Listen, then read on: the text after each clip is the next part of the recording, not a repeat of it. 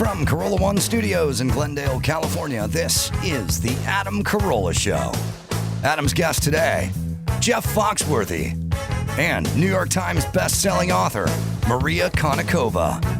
With Gina Grad on news, Bald Brian on sound effects, Mark Geragos stops by, and Cousin Sal joins in on good sports. And now, if he hadn't grown up in California, he might have been a redneck. Adam Carolla. Yeah, get it on. Got to get it on. No choice, we're going to get it on. Thanks for tuning in, and thanks for telling a friend. Love that about you. Right, Gina Grad? That's right. Handball, Brian. Where is comedy today? Glad you asked, Mark. I hit Geragos last second because I was seeing some activity on the computer last night, and there was people trying to figure out that CNN, and they settled up with Nick Sandmann and the kid from the Covington whatever high, and then the elder, the veteran Indian guy on the steps and the thing, and now everyone's having to cut him checks because I guess they cooked the videotape. But there's a lot of speculation, how much. He sued for $250 million. That doesn't mean, I don't think it's, Mark will probably tell you that you don't take a percentage of that. It's just the number they chose. You kind of, I think we make the mistake sometimes where we go, he sued for 250. If he got half that, that's a big payday. And it's like, he didn't get half that. But Mark is pretty uniquely qualified to weigh in on a few of these things. And also, the question is not only what he would speculate that payday might be, but also why is CNN settling? Are they settling because it's a nuisance? Are they settling because it would cost more money to go to court? Are they settling because during discovery they found something? So I'd be curious what he knows or what his insights are for that.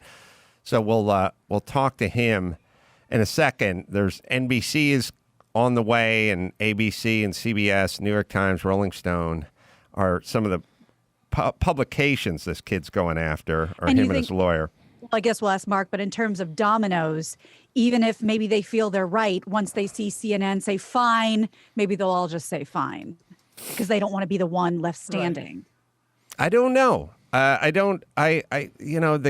It's probably case by case. I think they'll weigh it out and they'll figure it out.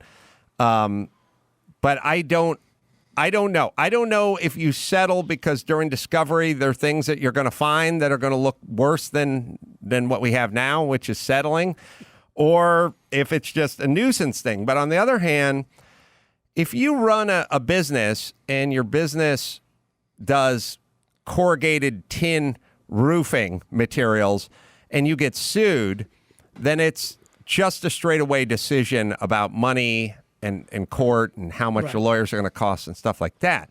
If you're a news organization and you get sued, you have to think about reputation when it comes to settling more than just a bottom line, because there's a number amount that could probably be assigned to the reputation part. So I wouldn't think news companies would just be in the business of settling up, just or otherwise they'd get sued. Probably get sued every third story they did on somebody. Someone would hit them with a lawsuit and get a check from them. So I don't know. We'll get into all that with him. I'll be curious. Yes. Also, this may be a naive question. Maybe I'm missing something. But why? What is the point of ever having, he won an undisclosed amount of money? Why don't they just tell us? Well, I think part of the negotiation is both sides don't want you to know what that number is. Well, I would guess if you're the 18-year-old kid, you don't want everyone to know you just got $61.2 million. Like, you don't want everyone coming to you wanting you to buy you a Cadillac or whatever that is. If you're the news outlet or the entity, you don't want people knowing, let's just say, $10 million.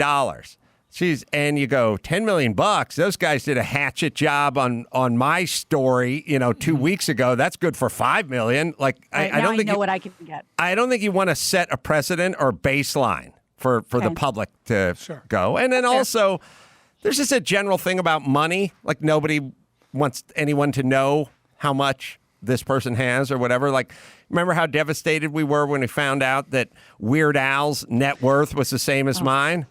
That was devastating, I've right? over it. Right. Yeah. So that's what I'm saying. I covered all my mirrors for a week. Yes.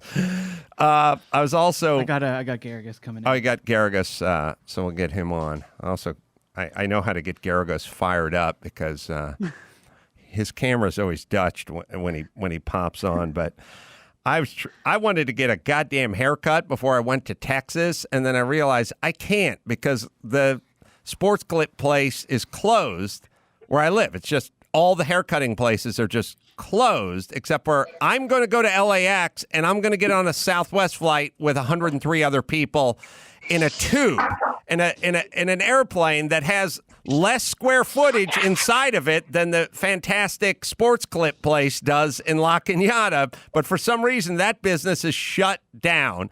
I did it in Houston. They social distance everyone. They put masks on everyone. They give hand sanitizer. They checked your temperature. And then you went in and got a haircut 6.5 feet away from someone else who was getting a haircut. What the fuck? Mark, sorry. Wait, I was there this morning at the sports clip place. Couldn't get my haircut, so I bought clippers and had somebody do it here. As an attorney, can you explain to me why Southwest Airlines in Los Angeles can put 100 people on a plane and fly them to Texas 10 times a day, but the sports clip place can't be open? Not only can the sports clip place not be open, I've got a wedding events planner who wants to put on weddings outdoors, mind you, 50 people or less.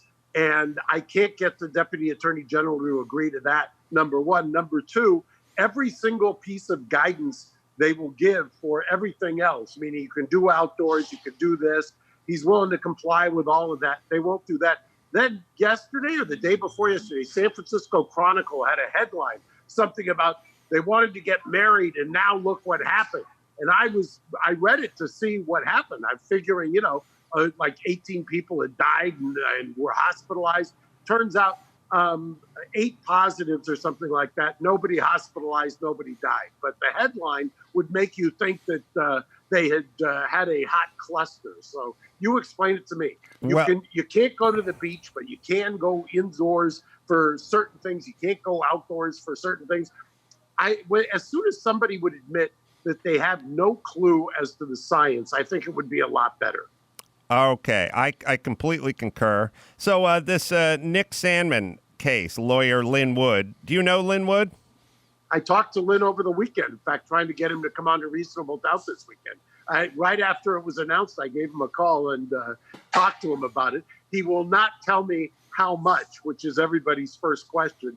But I will tell you, having done a mediation recently where I was offered nuisance value, nuisance value is in the eyes of the beholder, because that's the speculation amongst everybody right now, is that he settled for nuisance value. Yeah, nuisance value would be the low end of a payout or settlement, right? Well, part of what people talk about when they talk about nuisance value is cost of defense. What is it going to cost to defend the case? And that can vary wildly. I've seen people estimate it could cost $150,000 to $250,000 to defend a case. I know that at certain big firms to defend a case is a bare minimum, $1.5 million to $5 million to defend the case, attorney's fees, experts, things of that nature. So then there's the opportunity cost of whoever it is that's going to have to testify at the trial, and the roll of the dice as to the cost-benefit analysis of settling for a fixed amount as opposed to not. So when people say nuisance value, it depends on that. Remember, Washington Post is owned by, I think last time I checked, the wealthiest man in the world. So nuisance value to him might be the sum total of somebody's career earnings.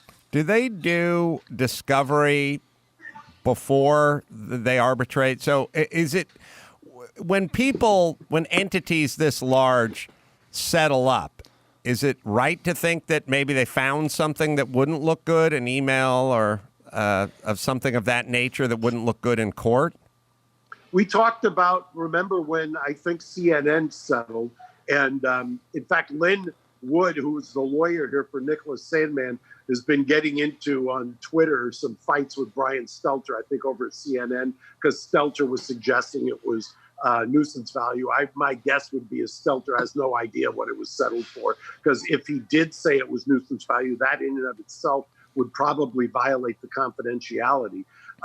Generally, they don't settle unless there's some document or something that exposes them to some kind of liability. So generally, I think we speculated before with CNN, would that have been some kind of an internal email? Would that have been some kind of somebody? Remember, Adam, I think you played on ACS some kind of somebody, was it Project Veritas, who had done a Sub Rosa tape of Zucker talking to various people and saying, I don't care about this, just, we've got one mission or something like that. Or an internal email that says, I don't care what the other side says, this is the attack we're going to take. Stuff like that gets you over the hurdle of malice and shows that there was some other agenda going on that could expose you. Would you think first off, would they have any privy to the information of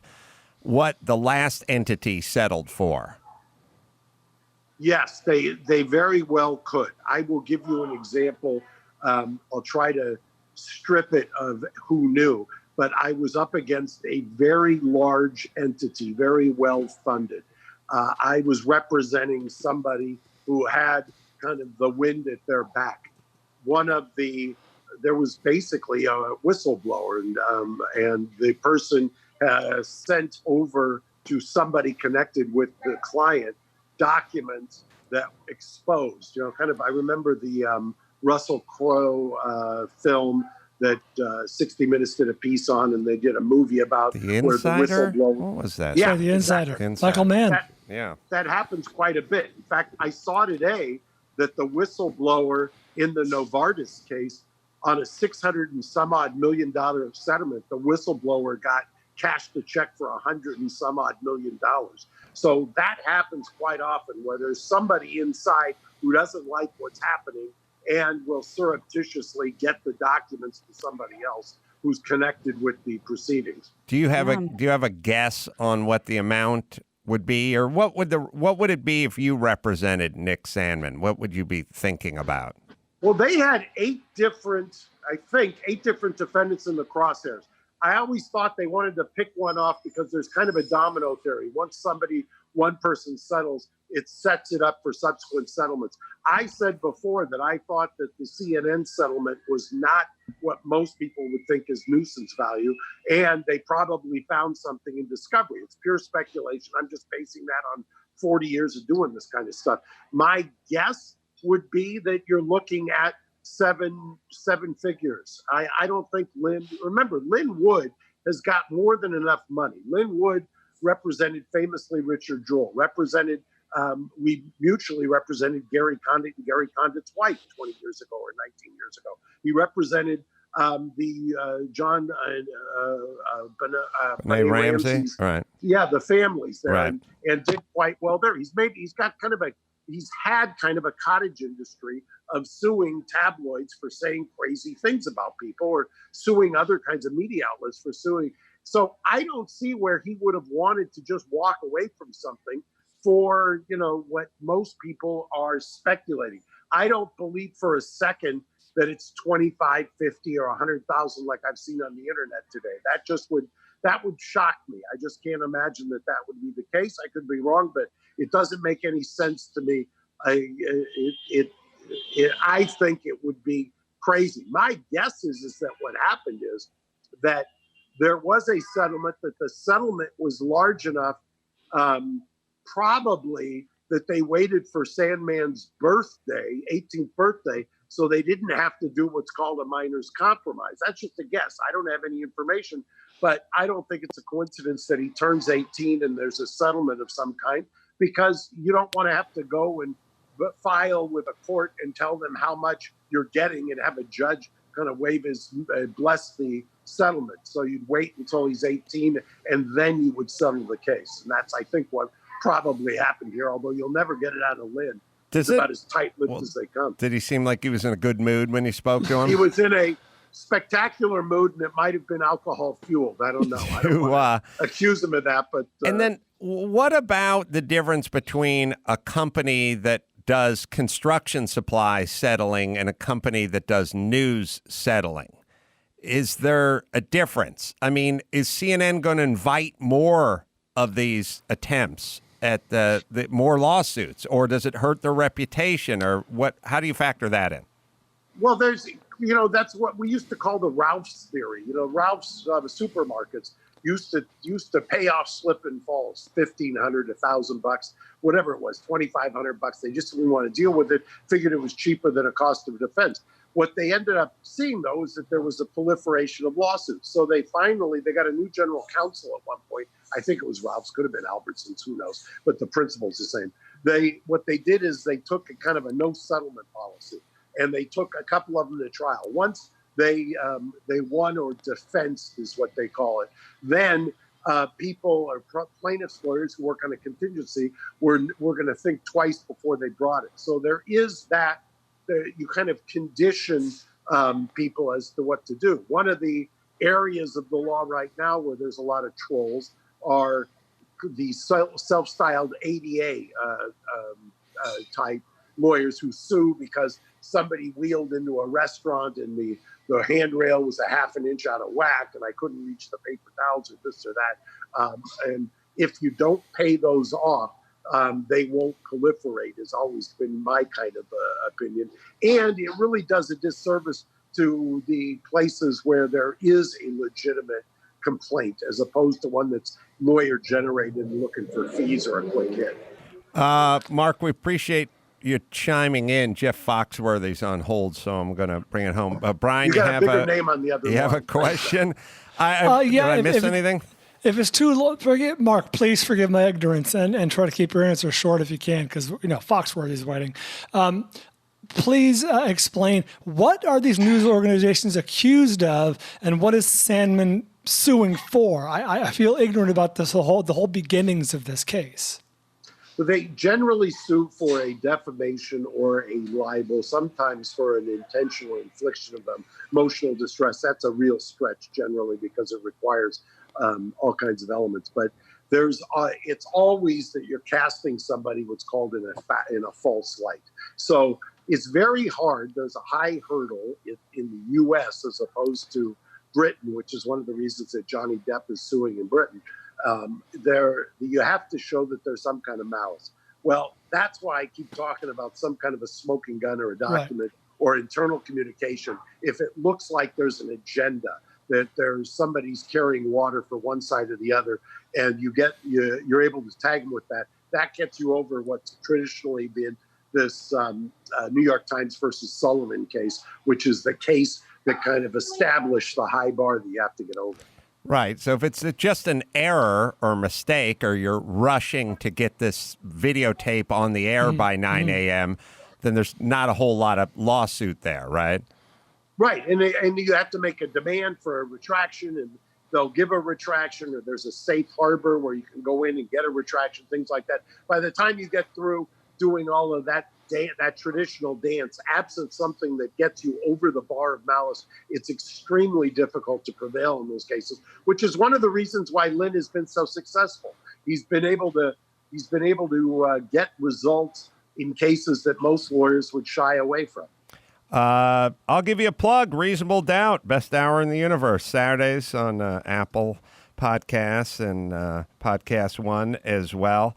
And the book, Mistrial, an inside look at how the criminal justice system works and sometimes doesn't, voiced by our own Dawson. That's available at Amazon right now as well. Thanks, Mark. We'll see each other soon, I hope. I hope so, too. Bye, Adam. Bye-bye. Bye, Gina. Bye. Well, I told you, he knows things, and that's why He knows everything. That's why you go to Mark. All right, so we're all caught up on that. We'll keep you posted, and we got Jeff Foxworthy. Oh, there he is. Hi, Jeff. How are you? I'm good, buddy. How are you? I'm doing well. Say hi to Gina and Bald Brian. Hey there, y'all. How are you? Hey, very well. Being here. The show What's It Worth premieres this Tuesday, August 4th, 9 p.m. on A&E. Jeff is sort of going to remotely go around the country and figure out what people's collections and stuff and things are worth. I guess kind of an antique roadshow kind of vibe, right? Little bit of that vibe, but in somebody's home, which to me, the comic in me, that made it fun because I'm like, all right, once you let me in the front door, I want to know the dog's name. I want to know the story behind the picture on the wall. One couple we were talking to had a statue in the living room, and as they're trying to show it to us, their kids are running around screaming, and the youngest one decided, hey, now would be a good time to take my pants off and run up and down the stairs. And, it's not stuff you get every day on TV. For you, when did the comedy bug bite you? Did you know you were going to be a comedian at a young age? Was it part of your life? Where? Because I know you grew up in blue collar, pardon the pun, but I mean, they always talk about, like they go, well, a young Hispanic girl needs to see Hispanic women being doctors so she could understand that one day she could be a doctor. And I don't know, maybe you're from a place where a lot of your friends and neighbors weren't particularly, and parents weren't into comedy or doing comedy for a living. But how did you grow up? No, I really think because I do me and Larry the Cable Guy have a radio station on Sirius, and I do a show called A Comic Mind where I just talk to comics. And my first question always is, do you think you're born funny or is it something you learn? And I truly am of the belief you're just born this way. It's like somebody that can open their mouth and sing. You learn early in life. I have this power, to make people laugh. And so as a kid, I would save my allowance and I would buy, God forbid, Bill Cosby records and Flip Wilson and Bob Newhart, and then later, Pryor and Carlin, and I would memorize them and I would go to school and do it. And I can remember being a kid and my parents would watch The Tonight Show and I would lay there in bed and listen to it. And if there was a comic on, I would get out of bed and I would peek through where the door was cracked because I wanted to watch Bob Hope or George Gobel or Rodney or whoever. So I was always fascinated by this thing. I just didn't know for a kid from a blue collar town, that was an option. I didn't know that was something you could be when you grew up. And so I got a job working at IBM, carrying a tool bag, fixing machines. And I was the funny guy at work. I was the guy that was in the break room doing impersonations of the boss. And, the boss would be in the doorway. So it wasn't like I was on the fast track there, but a bunch of guys I worked with used to go to the local comedy club and they kept coming back to work going, Foxworthy, you're funnier than these people are. You need to go do this. And they actually entered me in a contest, not an amateur night, a contest for working comics. And I wrote 5 minutes about my family. And my first night, I won that week of the contest. And I knew a minute into it, I'm like, hell, I'm quitting my job. This is what I want to do. I was scared to death, but it was like, I found what I am. This is where I fit. Yeah, I agree. I think we graft too much psychology onto guys with a sense of humor, and we don't do it, as I always say. I always remember I interviewed the great Tommy Lee from Motley Crue many years ago on Loveline Radio, and I said, what's up with drumming? Like, when'd you know? I said, when I was 5, I was banging on pots and pans. That's what I did. I was 5 years old and went in the kitchen. I got wooden spoons. I started banging on pots and pans, and we understand it for artistic endeavors and musical endeavors and singing and things of that nature. Even people that like kids or like working with kids or like gardening or whatever. But for somehow with comedy, we go, oh, you must have suffered a lot of trauma or you weren't paid attention to in grade school or your mama didn't establish enough eye contact with you. And it's like, no, just have a sense of humor, just like a musician wants to play, and I don't play the drums. I don't think there's much more reason to look at it that way. And then look at all these poor countries that have all these real problems. Not a lot of comedians coming out of those places. No, and you're right. To that theory, there should be. I mean, I remember the old cassette tape recorders. I mean, they were kind of big, and you'd lay the thing in there, and you had the big buttons.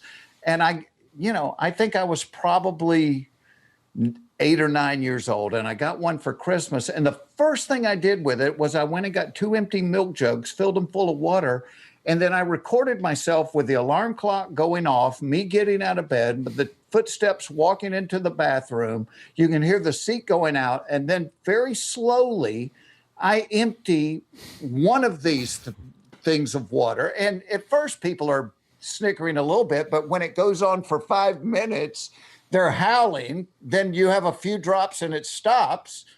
And then I start with the second gallon of water. And, the adults were howling. And I'm like, crap, this is power.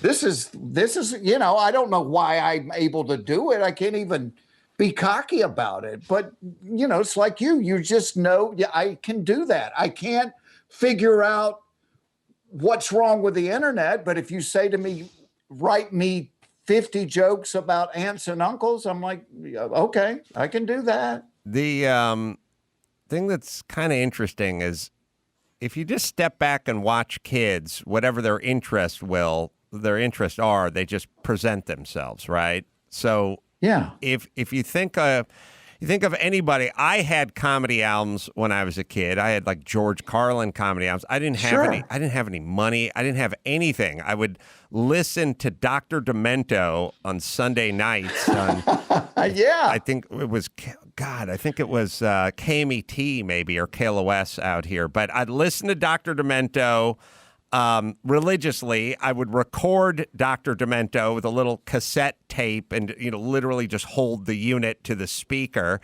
And I had 2, maybe 3 George Carlin albums that I would just listen to over and over again. And if you think about it, whatever that thing that your kid, and then there are other kids that have no interest and they never bought a comedy album. So young Jeff Foxworthy and young Adam Carolla were listening to comedy records. So you could have ascertained that 10-year-old was very much interested in that subject. Now, I get it when you're 5 or 6, you play cowboys and Indians or something. Doesn't mean you're going to grow up to be a lawman. But what I'm saying is kind of watch your kids. The stuff all just kind of presents itself. Absolutely. And to the point, mine are both in their mid-20s, but I think back to what they're interested in as 10-year-olds is kind of what they do now. My oldest one was always about like kind of the underdog and all. And, she works in a homeless shelter. So got a master's degree and works in a homeless shelter. And my youngest one was always like drawing and funny. And she played Sims on the computer, putting houses together. And she works in a interior decorating place. And you're like, well, hell yeah, she does. She was doing that when she was 10 years old. So I'm with you. I totally agree. Yeah, I'm trying to think if comedy, and also I think maybe this helps our argument, comedy is not really a family business. I mean, there's such a thing, but it's not like just, hey, this is the business of comedy. Come join me. Not everybody's the Stillers. Yeah, young person. Yeah. So your kids do very sort of straight type jobs. It's interesting. The other thing that's interesting too is if your parents have some money, you have the freedom to kind of figure out what you want to do. You don't have to go work on a tuna ship in Alaska. You have some money. You don't have to take. I mean, think about all those jobs we all took out of necessity that we had no reason to do them other than pure desperation. Nobody wants to clean carpets or work at McDonald's. I think, but you're right. And I think back at the time that I did that, I wasn't married. In fact, I met my wife the first night I went on stage. She was there. She was acting, and she had just done a thing with a guy that was a comic, and they had all gone there to root for this guy who I beat in the competition. So I met my wife and my career within 2 minutes of each other, same place, same night. This person that signed you up, are you giving them 15% of everything you made? No, I'm not. But I tell them thank you every time I see them.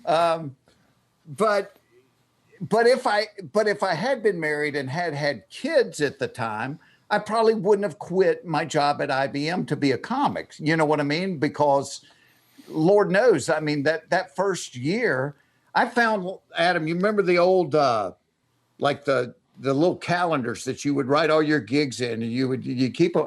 I found the one from my first year on the road. I did 406 shows, and I made $8,300. I Wow. mean, so it wasn't like I was doing it for the money. I just did it because I loved doing it. But if I had been raising a family, I couldn't have done that. So it was having ability, and also the opportunity came at the right time in my life. How old were you when you went out and did that competition? 25. It's funny. Yeah. It's funny. I was always very consciously thinking, don't have kids.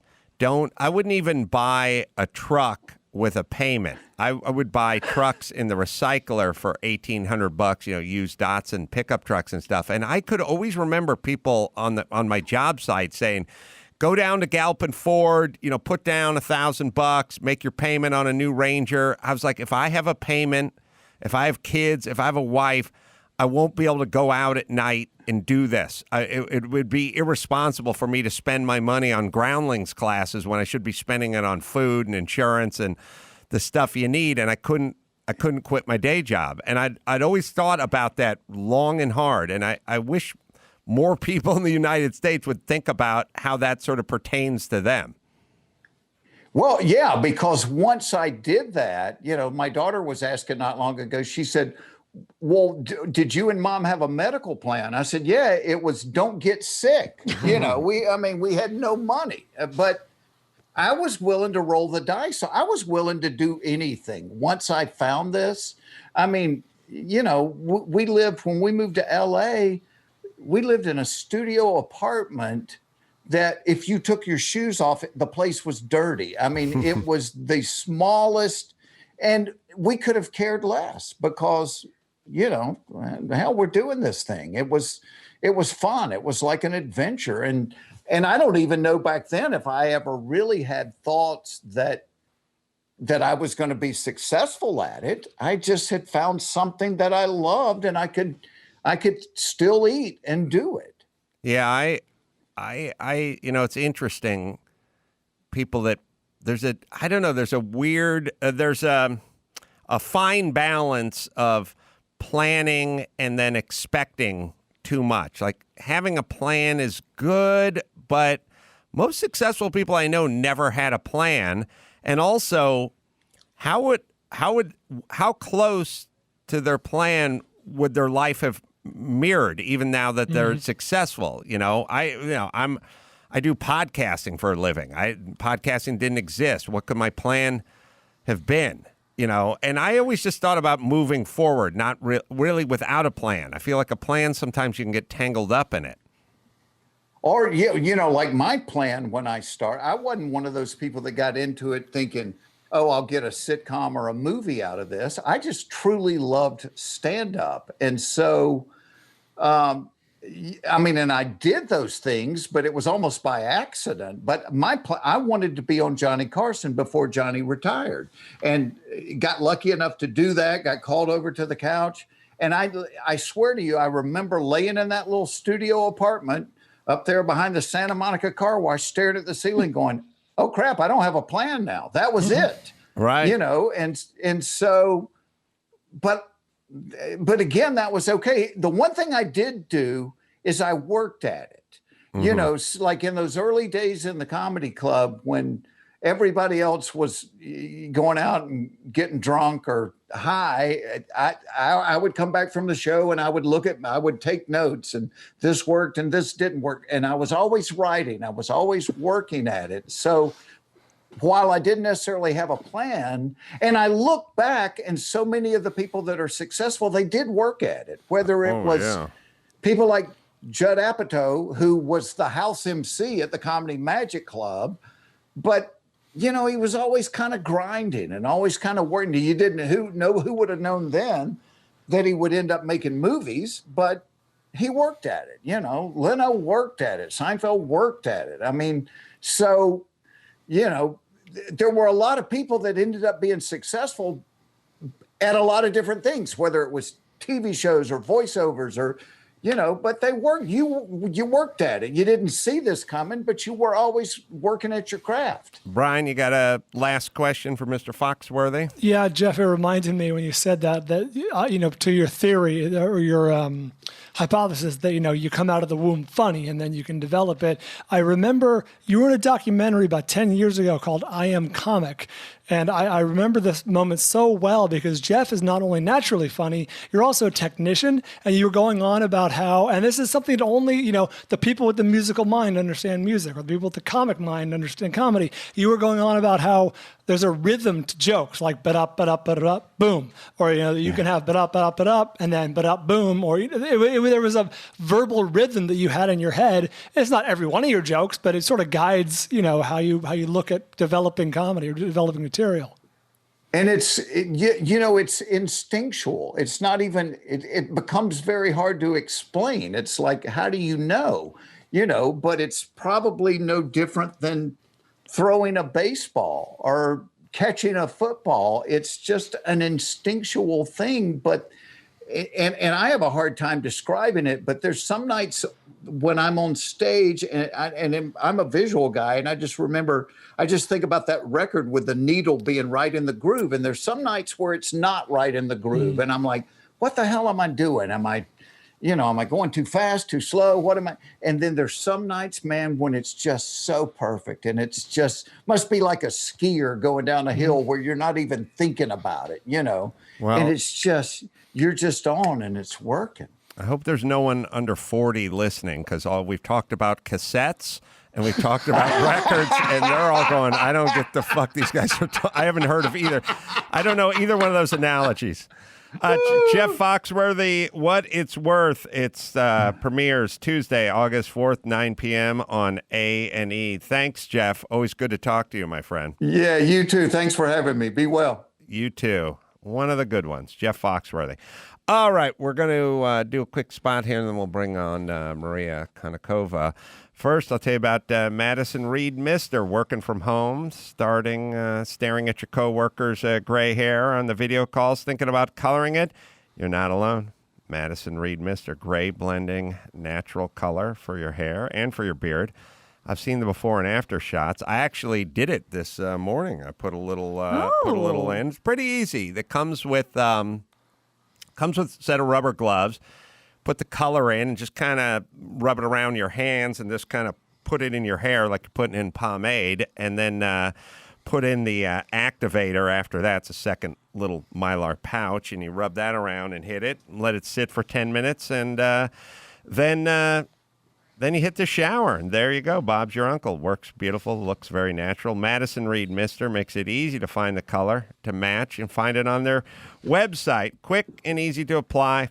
You do the whole thing in under 10 minutes. Madison Reed Mister, right, Dawson? Go to MadisonReedMister.com. That's MadisonReedMr.com, and use code Adam for 10% off plus free shipping on your first box. Again, that's code Adam. Adam, also, just a heads up to anybody wanting to try Madison Reed, the first 10 people to email us their receipts will get a signed copy of your new book. Email us questions at adamcarolla.com. Yeah. So you have something to do while you let the hair dye sit and work its magic. Exactly. There you go. All right, Maria Konnikova is a writer, psychologist, professional poker player. And, fascinating. A very interesting person, New York Times bestseller. I got lots of books and translated into 17 different languages, one of her books. All right, so we'll take a quick break. We'll come back with Maria right after this. It's time to check Adam's voicemail. Hey, it's Mike from Florida. Just, I know you're upset about the New York Times and Sundance and all that stuff, Oscars, but you know what? Fuck them. It's a bunch of, to quote Bill Burr, it's a bunch of adults giving each other trophies. So fuck them. You don't need it. Your stuff's great. Fucking keep doing what you're doing. And I'll keep listening. All right, man. See you. You can leave us a message at 888-634-1744. Thanks. I appreciate that. And speaking of books, Maria Konnikova is with us. She's a writer, psychologist, professional poker player. I already told you about that. The book, The Biggest Bluff, How to Learn to Pay Attention, Master Myself, and Win. It's available now on Amazon. It's exploration of how to use chance and odds to improve our lives. I'm very interested in this. Nice to meet you. So nice to meet you. So let's talk about how to use chance and odds to improve our lives. Let's talk about it. Our lives are made of two elements, or at least so I've come to think. There's skill. They're the things that we control. They're the things that we actually have power over and that we can do. And then there's chance, which is just variance, noise of the universe. It's the stuff that happens to us, and we don't have any control over that. And I really started thinking about this seriously a few years back when I had a run of bad luck in my life. And I think that's what happens to most people. When things are going well, you don't really think about chance. You're like, yeah, I deserve this. I worked hard. You know, things are great. Things are going well. When things don't go well, that's when you start suddenly realize that a lot of the things you thought were you were actually just the universe being really nice to you and being like, yeah, okay, you're fine. You know, you're healthy today. Everything's good. Everything's great. You should be thankful, but you're not really thankful until things don't go your way. Well, and sorry. No, go ahead. Well, I was sort of just thinking people chalk a lot up to chance or luck or unlucky, you know, but what percentage, it's an unknowable question, but what percentage of car accidents where the person says, "I wasn't my fault, I was just driving along the highway and someone plowed in me," what percentage of those would be avoidable if that person was really doing all they could do, if they were really kind of head on a swivel, had a full night's sleep the night before, weren't looking at a phone or doing anything? What percentage? I bet you could cut the "it had nothing to me, I had none of my fault, the insurance company said it was 100% the other guy's fault." I bet 50% of those would be avoidable if that person was taking kind of control of their own, what we would call chance and luck. Absolutely. Absolutely, Adam. I think you've actually just nailed it. And that's what brought me to this book. And that's what brought me to the game of poker, which I had never played before, and went from, having zero interest in it, not knowing how many cards were in a deck, to actually going pro and winning international titles and doing this for a few years as part of my journey. But poker really teaches you how you can tell the difference between the process and the outcome, between the things you control, the things you don't control, and how you can really focus on the former. So in the case of car accidents, obviously that's not a game. Poker's a game, right? So let's draw a line and realize that we're learning about things in a controlled environment, and then life is much noisier and messier, and it's much more difficult to answer your question. In poker, you really can tell, okay, I was a 75% favorite, so the 25% happened, and you made the right decision, and what was chance and what was skill. And in real life, you can't do that sort of calculus, but what you can start figuring out is a lot of the times where poker players are bitching to you and saying, "Oh, I can't believe this happened. I can't believe this guy beat me and my aces got cracked and that happened." They made a mistake. They made a bad decision, and it's actually on them. And they put themselves in a bad situation. They didn't get unlucky. They behaved incorrectly. They didn't pay attention. They weren't looking at all of the information. They didn't do their homework. And that's actually the crucial lesson. Not how do you always get lucky, but how do you learn to pay attention? How do you learn to focus on yourself, on your environment? How do you learn to actually take in the right information so that you can then answer the question, was it me or was it chance? Did I make a bad decision, or did I get unlucky? Did I make a good decision? This is something that people don't often ask. Or did I get lucky? That also happens a lot. Sometimes we make a really bad choice, a really bad decision, and then we luck out and we're like, yeah, I'm a genius. I'm brilliant. This is great. I knew this was going to happen. No, you didn't. You made a really bad mistake. You shouldn't do that again. In poker, go ahead. Well, I was going to say, Brian has a question as well, I think. I was going to say, we are much too quick to kind of remove ourselves from the outcome or the event. We go, this thing happened to me. It starts as a kid. You go, don't blame me. I wasn't even there. There's a lot of like, don't look at me. I could have done, there's nothing I could have done. There's way too many proclamations about there's nothing I could have done. By the way, there's almost always something that person could have done. But what I'm saying is like, why do you want to externalize that much? You're losing control of your life. I mean, what if 75% of what happens to you go, it wasn't my fault, there's nothing I could do about it? Well, then there's nothing you can do about 75% of your life. Why even put that out to the universe? Well, so you don't want to externalize. So there's a concept that I write about in the book, and that's comes from psychology, and it comes from the work of a guy named Julian Roeder, and it's called the locus of control. And there are two types of locus of control: internal and external. Internal is I am an agent. I do things. So I make things happen. External locus, things happen to me. So you switch the framing, right? Things happen to me. It's not my fault. It's not, I got unlucky. Like this happened, that happened. And it's a very different way of looking at the world and a very different way of describing it. What you should strive for most of the time is an internal locus. So both poker and internal locus, it's a very stoics game. It's very much kind of the philosophy of stoicism in the sense that focus on the things that you can control, because you want to actually reclaim agency. So focus on the process, focus on you, focus on your decisions, focus on your reactions, on your actions, on your emotions, on how you control your emotions, on how you choose to frame events. That's also a choice.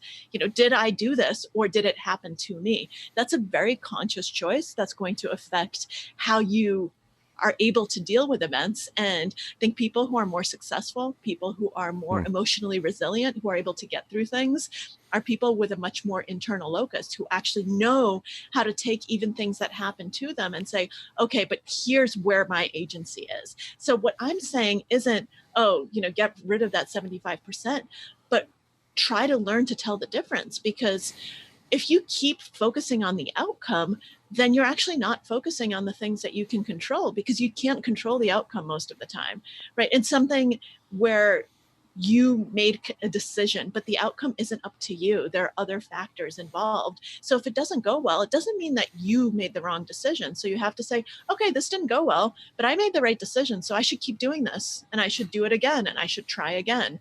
And I should hope for a different outcome next time. That's what I mean, as opposed to, forget it. Let's get rid of agency. Think about just this example that I hope we're all super guilty of. You think about something you cannot control at all, which is like your genes, Yep. So some people have a big nose. Some people are bald, Brian. Some people got their mom's birthing hips like I do. How dare you? Every single time probably I've ever seen myself naked in the mirror since 14 and a half, I've went, oh, look at your mom's big hips. I don't think I'm a bad person, but I go, look at that. I hate that. Or some people go, I hate this male pattern baldness, or I hate my fill in the blank. They look at them, women, men, everything. They look in the mirror and they see this thing, and they go, God, I hate this about me. And that's all genetics, and it's nothing you can touch or change. I mean, obviously there's cosmetic surgery, but I'm saying, like, if you're a guy and you're short and you just wake up every day and you go, God, I hate it. Or every time you stand next to a guy who's 6'5", you go, oh, shit. I mean, think about what we all do just aesthetically and physically with sort of genes that we really have no control over and can't really change. And yet we still dedicate a decent amount of thought to this thing that you cannot touch or change. Look, I have skinny calves. Every single time I put on shorts, I leave the house, I look down, I go, look at you with your skinny calves. Now, I don't do anything about it, and there is nothing to do about it. So it would seem a waste of time to even consider it. And I'm a pretty rational atheist, and yet I'll do that all the time. So we're kind of sure. wired for it in a weird way. We absolutely are. And I think it's very psychologically healthy to care about those things. I mean, agency is important. And I think that it's actually, saying, oh, I don't care about, I can't do anything about this, so I don't care about this in all elements is really, I think, just giving up way too much control. And so, yeah, we do that. And I think that's totally fine. And that's good, because you should care about yourself, and you should figure out, I can't do anything about my genes, but I can care about what I do. I can actually affect how I act and the choices I make. And that's what I think when we're talking about things we can't control that we shouldn't be focusing on, it's more the things that happen as a result of our choices, but that weren't up to us. So let's take a very, very different example. So what I'm talking about is more about decision making. So let's say you were put in charge of a company, and the reason you were put in charge of a company is because you have a really great track record as a CEO, right? And so you have this great plan and you really think through it. And then COVID happens. And the environment changes completely. And all of a sudden, all of the turnaround that you wanted to make can't happen. And your numbers start slipping. And the board is like, you know what, this guy sucks. Let's get rid of him. That's not something that is actually based on your performance, but they're judging you based on an outcome that might be totally irrational because it had nothing to do with you. And so what I'm saying is that outcome in that particular situation does not equal process. It doesn't equal, oh, you're a bad CEO. The opposite could happen. You could be tapped and become a CEO, and the company does amazingly well, and you made really shitty choices. And so, but you got really, really lucky because the industry was just taking off and you were along for the ride. And then another company says, hey, you did so well, come and run our company. And you just run it into the ground because you're a shitty CEO. And once again, you were judged on an outcome that had nothing to do with you. It's easier to see it when the example is external and not you. Brian and Gina, why don't you guys ask away? Gina, go ahead. Okay. If I'm not mistaken, you had a podcast called The Grift, right? Yes. This okay. Is true. I loved it. Oh, thank you. And I think I've listened to all of them, if not most of them. And I don't even know if this is answerable, but something tells me you'll provide some sort of satisfying answer. So when we talk about, deceit and manipulation and things like that, sometimes those tools can be used for good. Sometimes they can be used for evil. And I'm wondering if you found some sort of a theme that motivated people to use their powers for evil, for lack of a better way to put it. Yeah, I'm so glad that you phrased it that way, because a lot of people are like, oh yeah, this is a con, you're lying. And then when I got into poker, they're like, bluffing is bad, you're lying. Like, wait, let's put things in context here. Right, exactly. And let's realize that none of these things inherently have any valence, right? It's not like they're positive or negative. It's all in the intent, and it's all in the person who uses them. So is there something that motivates people to go in an evil direction? Yes and no. So what I always say, and I think this is true of most things, that con artists are both born and made. And there's nothing that will predispose you to be a con artist. Like, this is your fate. This is your destiny. And you are going to definitely persuade people for evil. That doesn't happen. I don't believe in that. Even psychopaths go on to have very productive lives and often don't even know they're psychopaths. I actually met this guy who was a neuroscientist and who found out that he was a psychopath because he did a brain scan of his own brain and saw that turns out that he's a psychopath, but he's a neuroscientist and had no idea. He just happened to. That's one route to self-awareness. So that's one route to self-awareness. Well, apparently his wife was like, I'm not surprised. You've got issues with emotions. But yeah, so there's no such, like, genetics is definitely not destiny. And it's not like, oh, you are someone who's going to be evil. I think that you do need to have a predisposition, though, because if you put two people in the exact same situation, one of them might be inclined to start bending the rules a little and seeing like how far they can push the envelope and what they can do. Like, can I actually, get this person to do something? And it turns out, yes, I can. Oh, now let me push it further and let me go even further. And before you know it, we've got a con artist. Whereas the other one, it wouldn't even occur to them. They're like, no, I just don't do this. So you need both things coming together. And so you can't predict necessarily what's going to take place. But I think that you can sometimes stop it when you don't have those circumstances. But oftentimes con artists will just, after the fact, justify what they did. But really, like, the circumstances came up and they're like, yeah, I want to do this. I saw an opportunity. Exactly. Like, one of the guys who I didn't get a chance to meet because he died in 91, who was one of the greatest con artists of all time, Ferdinand Waldo de Mara, known as the Great Imposter. Tony Curtis played him in a movie. And I wrote about him, and he, over 30 years, pretended to be so many different people, much more successful than Abagnale, who we all know because of Leonardo DiCaprio and Catch Me If You Can. But this guy did it for decade after decade. And he was, doctor, lawyer, performed surgery, founded a religious college that actually still exists, got a contract to build a bridge in Mexico. Luckily never built it. But this guy was a high school dropout.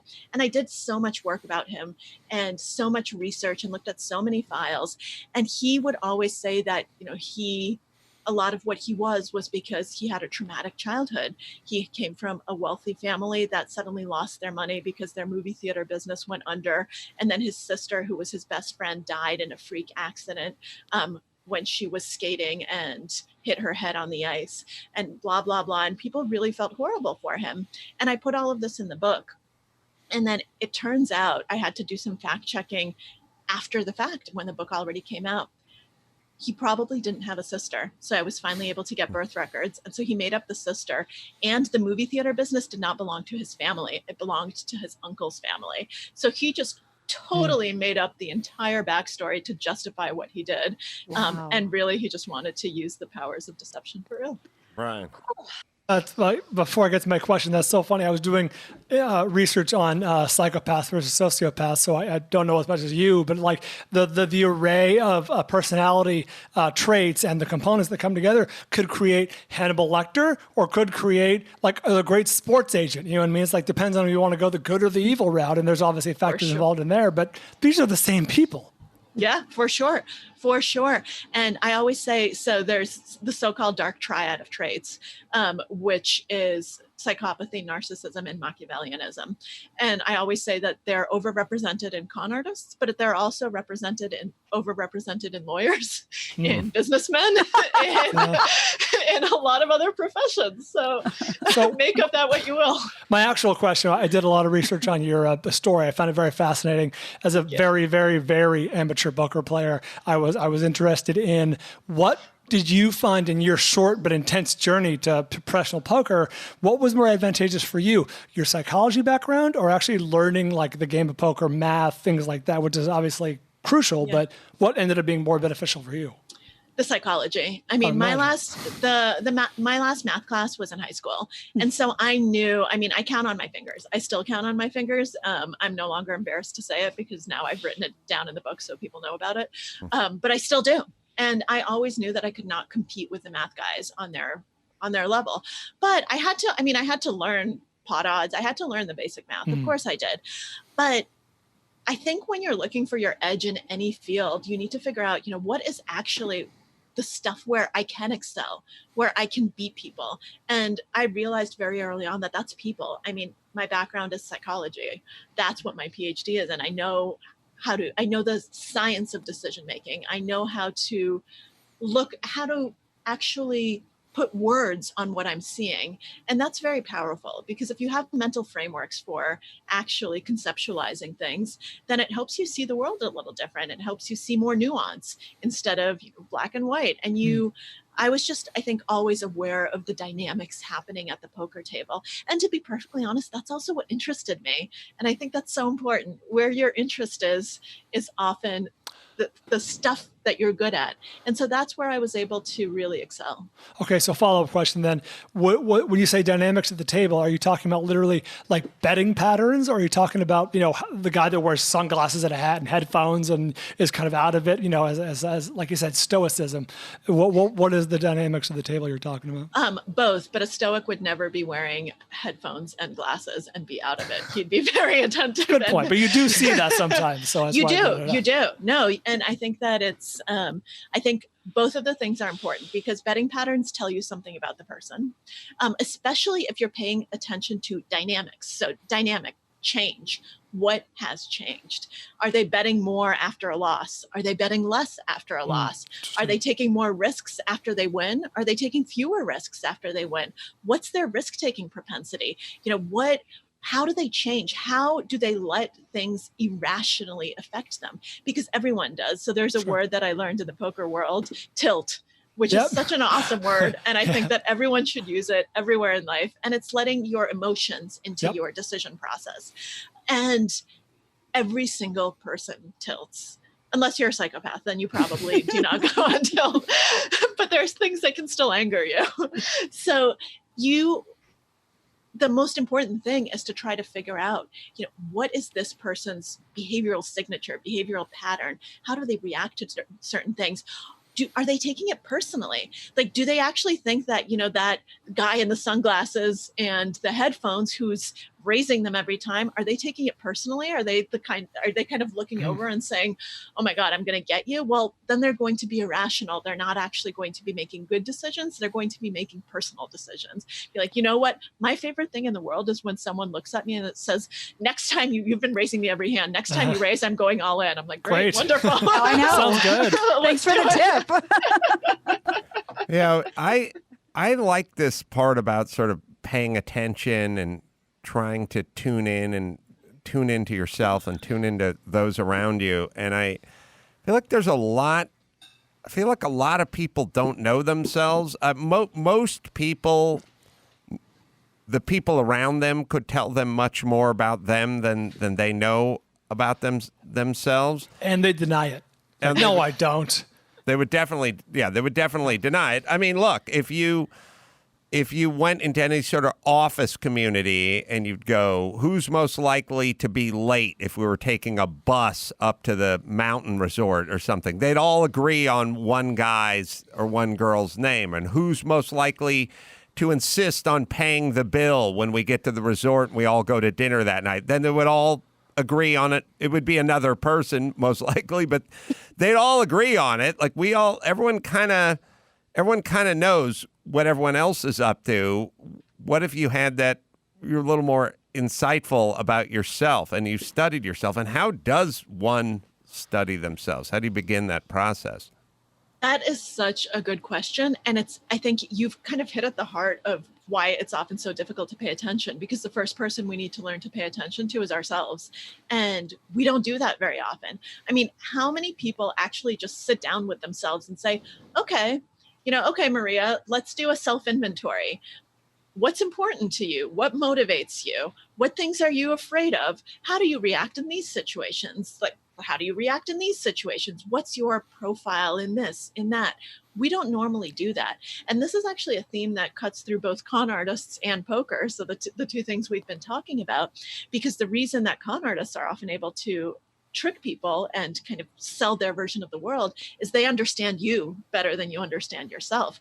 They figure out what motivates you, how to press your buttons, and they actually will sell you the version of the world, not the real version of the world, but the one that you already believe in. They will sell you your biases and what you already want to be true. And so you just nod along and you're like, yeah, this seems right. And when we look at the psychology of self-assessment, we see that people are really, really bad at doing this kind of thing for themselves. So if you give someone a little quiz, you say, okay, rank yourself on these personality traits. Chances are most people have what's called an optimism bias or a better than average effect.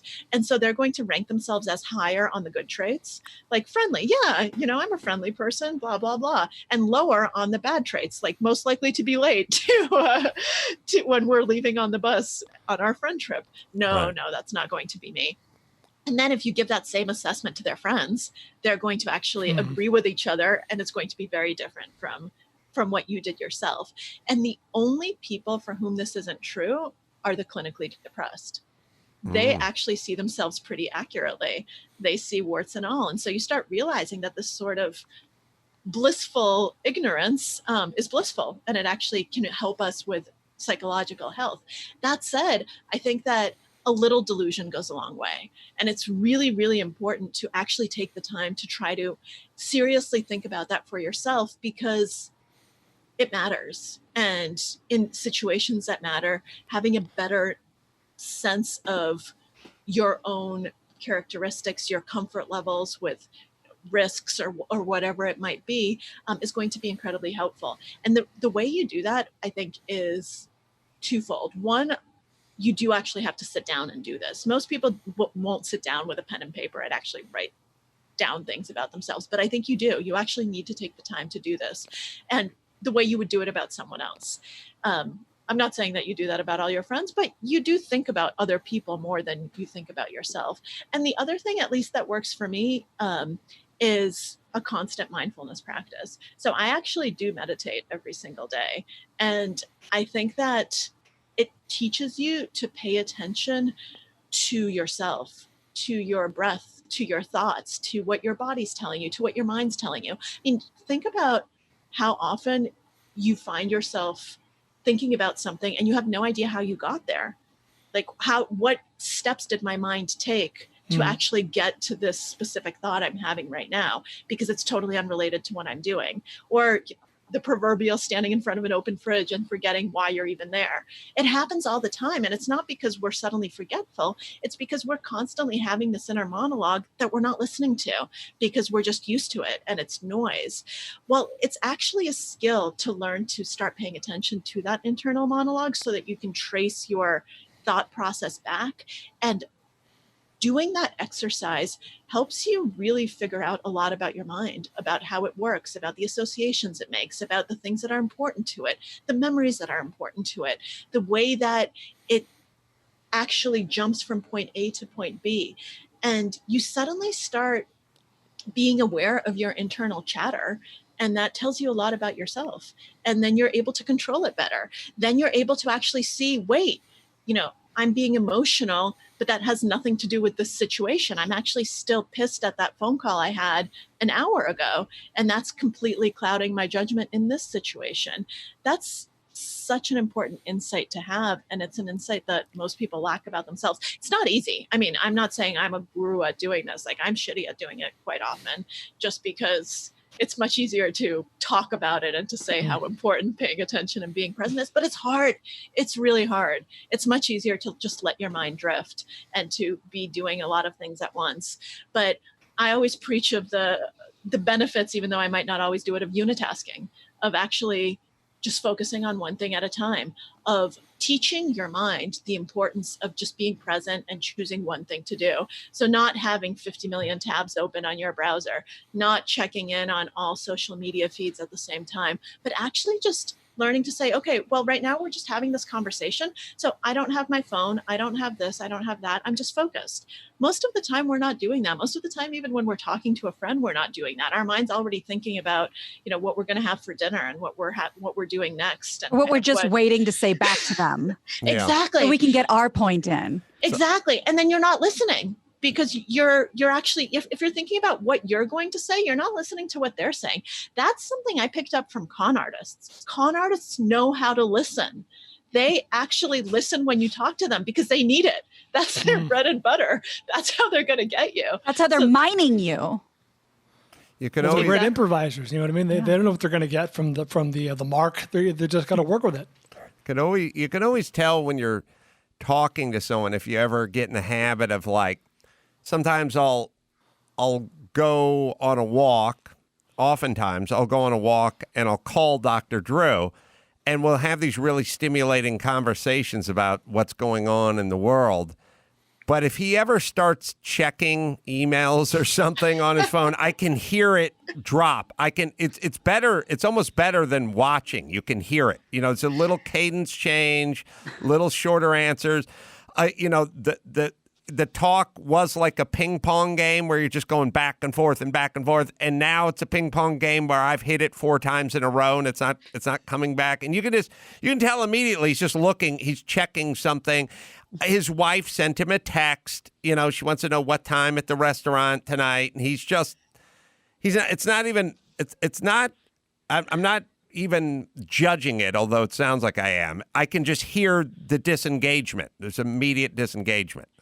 Absolutely. Absolutely. That's and true, so the one thing that we know about our minds, and this is what you're picking up on, is our minds are actually incapable of multitasking.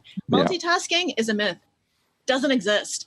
What our minds know how to do is switch between tasks. And so when you think you're multitasking, like, I'm just checking my phone and listening to you. The moment you're actually reading that text from your spouse, you're not listening, you're not fully engaged, and you can pick up on that. It's so funny that you say this, because I have the exact same conversations with my mom where I can tell exactly. I'm like, all right, Mom, like, what's going on?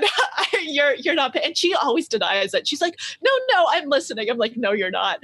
I could have just told you that, I'm about to step out, in the middle of the highway, and you'd be like, yep, sounds great. Sounds like a great idea. No, the phone is not on, the TV's not on. I'm listening to you. All right, yeah. Let me recreate that phone call. So it's me going, Jesus Christ, it's 90 degrees outside, and Gavin Newsom has shut down the horse trail behind my house. Like, I'm going to get COVID from walking down the horse trail, 90 degrees in the middle of the summer. Right. Yeah, you're damn right. I'm right. I'm angry. I'm fired up. We can't keep this city shut down. This is insanity. People are losing their businesses. They're losing their livelihoods. Crazy. Yeah, it's nuts. It's cuckoo is what it is. And I got to tell you, man, people are snapping. I think there's going to be a lot of vigilante justice here against the government. I feel like people are going to start opening their stores. They don't care if you can't arrest all of us, right? Yeah. Yeah, I'm getting on a plane. I'm going to Texas. I'm getting on a goddamn Southwest plane. I'll wear the mask. Sure, I'll wear the mask. That's the rule. But as soon as I get into that bathroom, I ain't wearing that mask, and they don't know if I'm wearing a mask in that Southwest bathroom or not inside that 737. Right. Yeah, but Drew, are you focused totally on what I'm saying now? I feel like you're staring at your phone. Are you texting with your wife? No, the phone is not on, the TV's not on. I'm listening to you. You're listening, but I'm getting these, one-syllable answers from you. I just don't feel like you're tuned in. That's all? That's all you have to say to my soliloquy?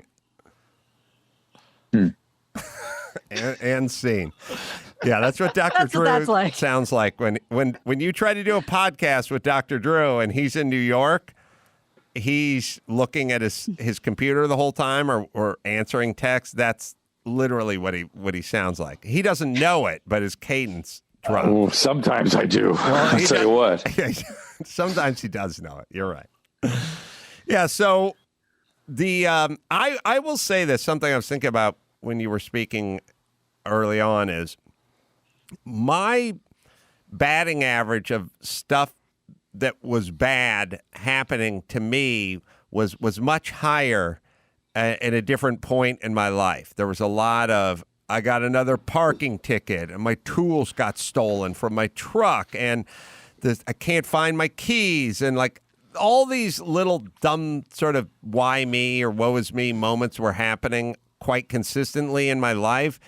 And they don't happen very often anymore because I'm like, when I get up, if I'm at the airport and we go, we're waiting for the plane, we have a beer at the cafe, and then we get up, I'm like patting myself down. Where's my phone? Where's my earbuds? Where's my boarding pass? Like, I'm not moving from this table. I'm not just going to I'm trouncing down the terminal. And I've realized that I have eliminated so many sort of chicken shit nuisances of, oh fuck, I left my keys back in the whatever. I've eliminated so many of these things just by having a little protocol, like just having a little system, like just stupid stuff. Even when I go to the airport and I park at the airport parking lot, I take my car keys and I put them on my car tire quite often because I don't want my keys going with me to Denver and then off to Houston and then coming back, because there may be a point where I'm opening that backpack when I'm back in LA and I go, fuck, I took the keys out of when I was looking for whatever in my backpack in the hotel in Houston. I threw them out on the table, and I want to eliminate, like, first things first, just eliminate as much shit as you can eliminate. If you don't need your keys for your car in Denver and Houston, do not bring them with you to Denver and Houston. Yes, Maria, sorry. No, I think that that's absolutely right. I think that you want to take as much agency as you can to eliminate as much of that little stuff as possible. And that's all about presence and vigilance and attention, all these things we've been talking about. And their flip side is also true. There's a study that I absolutely love that was done by this guy, Richard Wiseman, a psychologist in England. And he gathered a bunch of people, and some were people who considered themselves lucky, and some were people who considered themselves unlucky. So he actually just put out a call and said, hey, like, do you think of yourself as lucky? Do you think of yourself as unlucky? And so he had these people go through a newspaper, and they were supposed to look at and report back on the number of photographs in that newspaper. And the so-called lucky people took a matter of seconds, and the unlucky one took multiple minutes. And the only difference between them was on the second page. The lucky ones had noticed something. There was some text, some big letters that said stop counting, and it told them how many photographs there were in this newspaper. And the unlucky ones just didn't see it because that wasn't even a picture. And so they limited what they were paying attention to. They actually limited their scope, they limited their awareness, and they ended up missing something really, really important. So I think what you're talking about is super important and goes both ways, right? So you can eliminate as much of the bad stuff as you can, and then that same presence, that same kind of active mindset can make you quote unquote luckier, because you're actually going to spot things that other people miss. He did another study where he had money on the floor, and the lucky people actually saw it and the unlucky people didn't. And the unlucky people are like probably thinking, oh, that never happens to me, I never find $100 bill on the floor. You're never looking. You're too much in your head thinking, man, I'm so unlucky. I'm just, you're focused on other stuff. God forbid that narrative is challenged. You almost don't want that narrative to be challenged. Exactly. And I think it's so important to take control of those little things, because the bad shit, like the real bad luck, like, God forbid, you get cancer or a really horrible disease, that's something that you're going to need all of your resources to deal with. And that's something that isn't like losing your keys. So why don't you try to eliminate all the little stuff and be lucky in all the small ways? Because you can't control the really big stuff, and better be as prepared as you possibly can, just in case. And hopefully it doesn't, but just in case something like that does come along. Yeah, my feeling is there's plenty of stuff. There's a kind of a basket we all have of things we truly can't control. I can control my keys going with me to Denver, but I can't control an engine catching on fire on a Southwest flight. But there's a basket of things you can't control, but in that basket is a bunch of stuff you can control. You just don't think, you put it in the wrong basket. And my feeling is thin that basket out. There are handfuls of things, good and bad, you truly can't control, but let's have it be as little as possible in that particular basket. And you'd be surprised, once you really analyze things, how many items in that basket of things you thought you can't control actually could have made its way into the basket of things you can control. Beautifully said. I completely agree. And I think we need to work on building that basket of things that we're controlling, because there are the things that the things we truly can't control. Let's bring them down to the essentials. I end my book with a toast that my family has that we always say first before we toast to birthdays or holidays or whatever it is we're celebrating. It's in Russian, but I'll say the English version. It's, may everyone be healthy. And that's that's what we always start every single family gathering and meal with, because that's something that, sure, you can control a lot of things about your health. You can have a healthy lifestyle, you can make choices, you can exercise, you can eat well, all these things. But then there are the genes, the things that you and I were talking about, and the environmental influences that we don't know enough about, that we truly can't control. And so we always just say that first, may everyone be healthy. And as long as you have that, you can control almost everything else. Well, there's control within control, even Exactly. without things you can't control. So Brian has a brain tumor that he was not in control over whether he got that or not, but he is doing the keto diet, and he is focusing on medication, and he's focusing on rehab, physical therapy, and physical therapy. There's lots within the thing he can't control. Once that thing happens to you that you can't control, that horrible accident or the brain tumor or the loss of a loved one or a child or something, it momentarily falls into the basket of things you can't control. Who could control your kid being killed by a drunk driver, and then goes right back to the basket of things you can control, how you react, what you do with your energy. Yes, Brian. It's funny. Maria was talking about people who consider themselves lucky or unlucky. I don't think of myself as inherently lucky or unlucky, but getting diagnosed with a brain tumor 11 years ago was pretty unlucky. That's one of the more unlucky things you can probably, end up spinning the wheel on. However, I also look at myself as incredibly lucky because I was put on a new medication at the time, and I responded really well to it, like not a lot of people do. And in that respect, it's been, there's been some negatives to it, but it's also been a great, I've been able to do things because of it that I would never have been able to do otherwise. And not just, the recovery, but, things that has led to opportunities. So in a sense, I guess it was a lucky stroke. I think that everything that the two of you are saying, it just illustrates this crucial point of, internal locus, and actually being able to be an agent and take control of things and take control of your mental framings, because nothing is inherently bad. I mean, yes, a brain tumor is inherently bad, but then all of the other things, it's all in how you react and how you respond and how you construe it, and the story, the narrative that you build around yourself and around what you were able and not able to do. And we know that there's a really strong connection between mind and body, and people who are more positive, who are more optimistic, who are thinking of things in that more constructive framework, not woe is me, poor me, but okay, what can I do? What do I do now? They have better recovery rates from a lot of things because we are able to influence a lot of what our bodies do.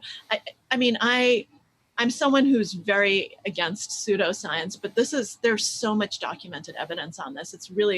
This is not bullshit, that our brain and our body have such a close link. And so I think that what you're saying, Brian, what you said, Adam, that's the crucial lesson. Yeah, shit's going to happen. So how do you respond to it? And how do you make sense of it? And how do you move on? And then what do you do? And what do you do with the rest of your life? I think that's the question. And that's what distinguishes people. And I think it's crazy that it's wonderful that you're calling yourself lucky. A lot of people would be like, I would never call myself lucky in that situation, but that says a lot about who you are and what you're able to do. And I think that's amazing and inspiring. A positive note to go out on: the book, The Biggest Bluff, How I Learned to Pay Attention, Master Myself, and Win. It's available now on Amazon. And, if this pandemic has maybe taught us anything or given us the opportunity to do anything, it's to change up our patterns. Some of it's physical and sort of mechanical, but much of it is emotional and psychological. And if some good can come of this, maybe that's the good that'll come of it. We can all get off the hamster wheel long enough to do some real honest evaluating of ourselves, and then as we move forward, take that with us on the rest of life's journey. Website, Maria Konnikova is .com is where you can go. Well, that was fascinating, Maria. I appreciate it. Thank you so much for having me. I really enjoyed it. My thoughts as well. All right, let me hit JB Weld, and then we'll take a break and do some news. JB Weld, DIY projects to get through. Want to save money? Want to avoid paying the repairman, big or small repairs? Well, ordinary household glue. It's got the word ordinary in it. You need strong. There's nothing better than JB Weld. We're proud to have JB Weld as a sponsor. They're great. I know these guys. I know the owner. Hung out with him and at SEMA. Went to his booth and just talked some two-part epoxy with the man. And now they've jumped on board as a sponsor. Proudly made in the USA. Keep JB Weld in your toolbox, kitchen drawer, craft room, metal, wood, plastic, or more. Don't glue it. JB Weld it. And it's available at jbweld.com, Home Depot, Lowe's, AutoZone, Advanced Auto Parts, O'Reilly, Walmart, Amazon, Michaels, and more. All right, we'll take a quick break. Come right back with the news right after this. Give me the news with Grad. News with Gina Grad. Breaking viral, all those crazy Trump tweets. Give me news with Gina Grad. Trouble in the Middle East. Celebrity drunk meltdowns. Need news with Gina Grad. The news with Gina Grad. Well, let's start with the Emmy noms. Now, we don't know what the Emmys are going to look like this year. I think we all figured by September 20th, Jimmy Kimmel would be back up on stage hosting live with people crammed together in a theater, but we still don't know. But the nominations are out, and boy, oh boy, huge year for Netflix. Outdid HBO this year. They grabbed a record 160 nominations for shows like Ozark, The Crown, Unbelievable, The Kominsky Method, Dead to Me. HBO's Watchmen received 26 nominations, which I have to tell you is a phenomenal series. Amazon's Marvelous Mrs. Maisel picked 20 nominations. I have the list of everything. I can just kind of pick and choose if you want. I was watching Love Boat last night. Sure. Uh-huh. And I was realizing what a crazy choice everyone has now. It was an insane episode, which is I mean, literally this is what they would do. This is what they did in the 70s. One of the stories, there'd be like 3 stories going on simultaneously. One of the stories was that a young, good-looking dude who was sort of a man about town, his girlfriend was Barbie Benton.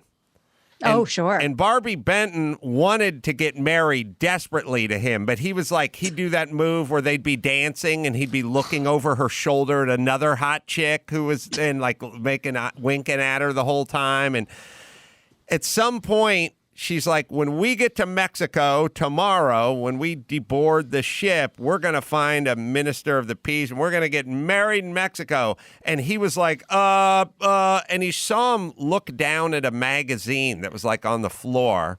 And on the cover was a deadly disease, like called the Koba disease or something.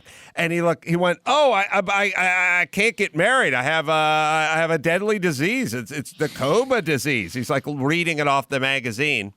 And she immediately goes, oh my God, why didn't you tell me? He's like, I didn't want to worry you. And at some point, it's a true story. I mean, it's a true Love Boat story. At some point, she catches on that he was just BSing and saying he had a deadly disease and that's why he didn't want to marry her and he couldn't marry her. And she said, you know what? I'm going to bring you into Dr. Bricker's office because she knows Dr. Bricker because she's hot and Dr. Bricker's the doctor on the ship. And she's like, can you just screw with him a little bit? Like pretend like, you know, that old trope where they go, well, you're dying. And they pull out a giant syringe, you know, and they go, this is not going to hurt a bit, you know, and the guy gets all scared. And so he goes in to Dr. Bricker's office with her blessing so he can, for a little payback. She's gonna scare him now. And Bricker's kind of like, look, obviously I can't cut into him or anything, but I'll scare him. And it's that move they used to do where they pull the napkin or the cloth off the little operating table off the tray, and it's full of saws, gruesome shiny instruments. scalpel, right. And he's like, whoa! And at some point, he's like, all right. He was like busting his chops. And then at some point, he's like, hey, he was like, my shoulder's a little tender, Doc. And he's like, really? Let me feel that. And he starts feeling his shoulder. He's like, well, that's interesting. Hey, do me a favor. Here's a book. Hold this book up with that hand. Hold it out. Hold on. And he drops it. And Bricker like looks at him. He's like, my God, you have Lou Gehrig's disease. And the guy's like, what? Come on, Doc. Give me a break. I know what you're doing. I get it now. And he's like, I'm sorry to inform you. You have ALS. Like you're there's no cure. Jesus, that's a heavy diagnosis for a fucking cruise ship. And then like the doc like walks out and Barbie Benton's standing there. Is like, oh boy, Doc, you hit it out of the ballpark. He's super upset. And he's like, I wish I was joking. He's got Lou Gehrig's disease. Jesus. There's Max. It's a very special episode. You watch this episode? I've been trying to find it. It's not on the internet anywhere. Yeah, because it's incredibly offensive. And then I'm like, all right, there's 11 minutes left in this episode. How are we going to wrap this up? Because everyone leaves happy when they walk off the ship. They're always happy. It always worked out, you know. And he's in his room and he's like drinking and he's like, nobody wants me anymore. And it's all fucked up and weird. He went out and banged a bunch of chicks on the boat, and Barbie Bent like blamed herself. Like, I can't blame him. If I had 6 months to live, I'd want to love as much as I could. And it's so fucked up. And then at some point, he's like drinking on the bed and she goes, I'm going to stay with you. And she like hugs him. And then they're getting off the boat and they're all laughs and smiles. And Dr. Bricker's standing there. He's not telling them to get a second opinion or anything. He's just diagnosing them with full-blown Lou Gehrig's disease. No cure. A terminal disease. A terminal disease. And they're getting off the boat and they're like laughing it up. And Dr. Bricker's like, you're laughing? And they're like, they say it's the best medicine. And he's like, you're right about that. And they start laughing. They walk right off the boat. Wow. Yeah. Callous. That's insane. Oh my God. It's crazy. Of course, I did the deep dive into the actor who played the guy who's named Dak Rambo. It is not. That's awesome. Dak Rambo is his name. Died in 1994 of AIDS. Please don't say Don't ALS. say it. Oh, of AIDS. AIDS. Oy. Yeah, AIDS, Okay. not ALS. Yeah, that was him. But yeah, I was. This is what we had to watch. This is what we had. Now there's so many good goddamn shows. I don't even know. And not only that, but how about this? The bank of shows. So what we had was like, we had. So when I was a kid, it was like, you want to watch an episode of Gilligan's Island or the Beverly Hillbillies or some Green Acres and all that kind of stuff, or even, like the Three Stooges or something. It was all stuff that predated me, but you could watch. They'd rerun the Three Stooges and they'd rerun Gilligan's Island or the Brady Bunch or something like that.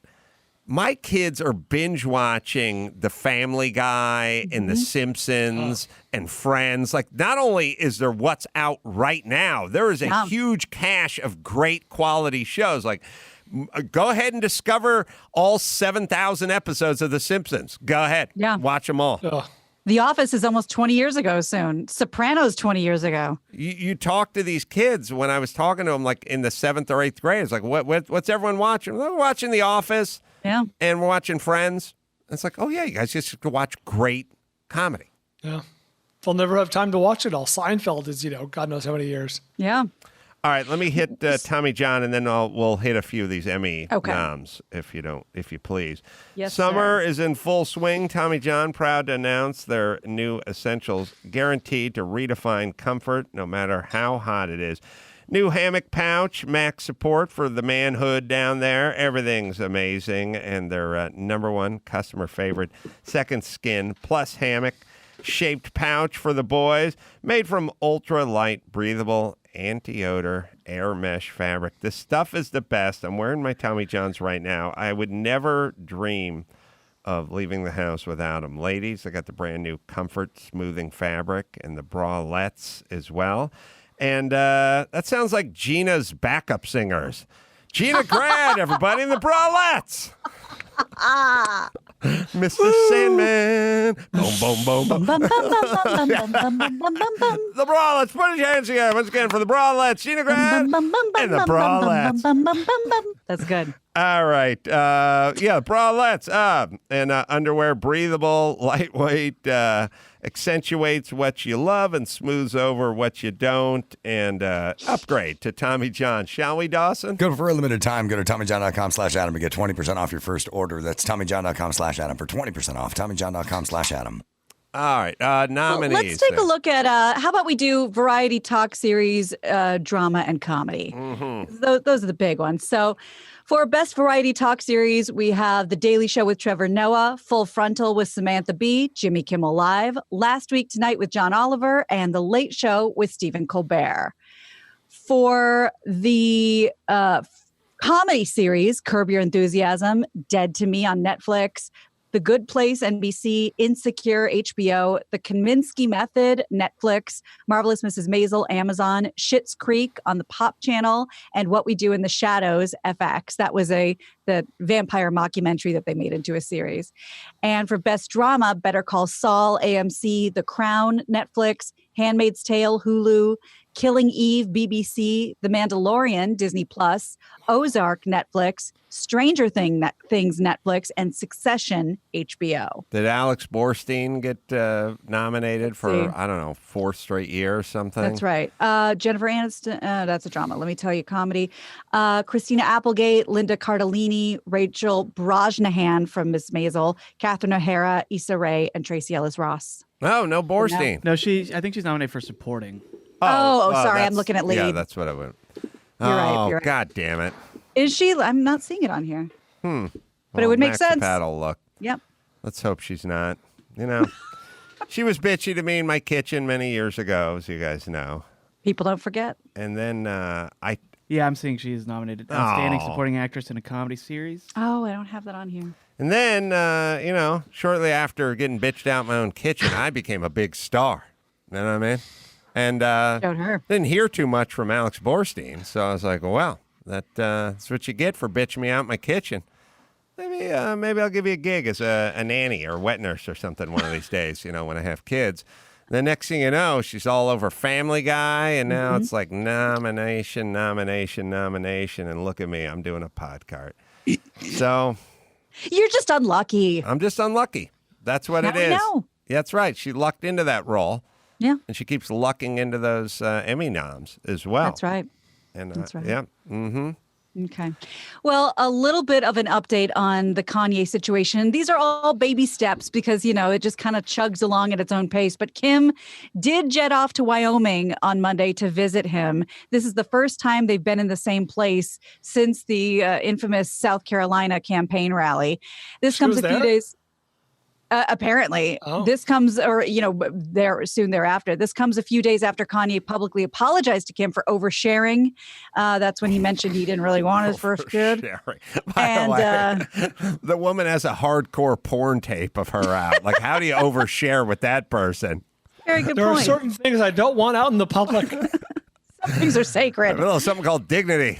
Yes. So, TMZ says Kim and the family have been desperately trying to get Kanye into treatment for serious bipolar episodes, but he's unwilling to listen, and the Kardashians were at a loss how to help him. Meanwhile, Kanye managed to submit signatures before Monday's deadline in Missouri to get on the presidential ballot there, and it's still determined whether he made the cut, but there's a part of him that is taking this seriously. Did he we were talking about he had a record out or coming out. Coming out, right? I don't know. Did it come out? Did it sell a lot? Is there too much controversy and it didn't sell? Like, what's the right amount of controversy or ink or whatever we're talking about?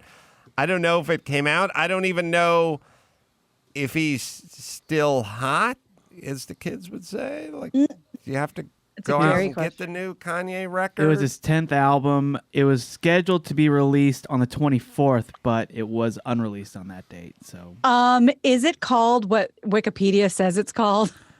Yeah. The Donda with child. Oh, really?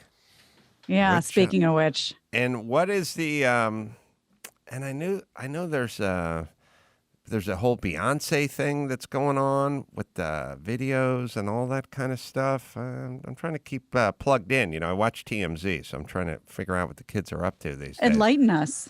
Stay current. Yeah, well, there's a whole, I don't know, Lion King sort of thing that Beyonce's doing called Black Prince, Black King. Black Oh, is yeah. king. Black is Black is King. King, yeah. It's a whole video thing going on, and I got to check that out. But I thought you meant something to do with Kanye. no, Oh, okay. no, I'm trying. I keep thinking back to those categories, like where they have variety hosts, but then where's Bill Maher land in, and then. Also, doesn't the Emmys, aren't they sort of famous for going, no, Bill Maher's show falls under cabaret, and so Right. he'd be put in with Musical or musicals comedy, something, and right. you're like, why not just have all the sort of late night Yeah. guys and Sure. the news guys, and just sort of put them in one barrel, and then we'll decide. Why don't they do that? Like, where would Bill Maher's show be? I imagine it got some Emmy nods, but it's not in with John Oliver or Jimmy Kimmel. It should be. Has a monologue, has bits, has interviews. I mean, feels like it's in that category. So then it just got no nods. Black is King debuts on Disney Plus this Friday. So says Max Zapata. I'll let you. You can go on. Max Zapata will find out. Did Real Time get? And did Bill get nominated as a host? Let me check. All right. Gina? Yeah, I was looking for it too. so- That's all right. Okay. Chris will look. Yeah, I have the partial that the big ones right here. So Ellen is not in the clear, not even a little bit. The show is now the subject of an internal investigation by Warner Media following numerous accusations of a toxic work environment. That's according to Variety.com. Can no longer be ignored. According to sources, employees were notified last week that a third-party firm will interview current and former staffers about their experiences on the set. This comes amid reports of intimidation behind the scenes of the long-running show. In April, Variety reported that the production crew was outraged when they were told to expect reduced compensation in the beginning of the lockdown. These allegations came after Ellen herself came under fire for not being as kind as the person we see on camera.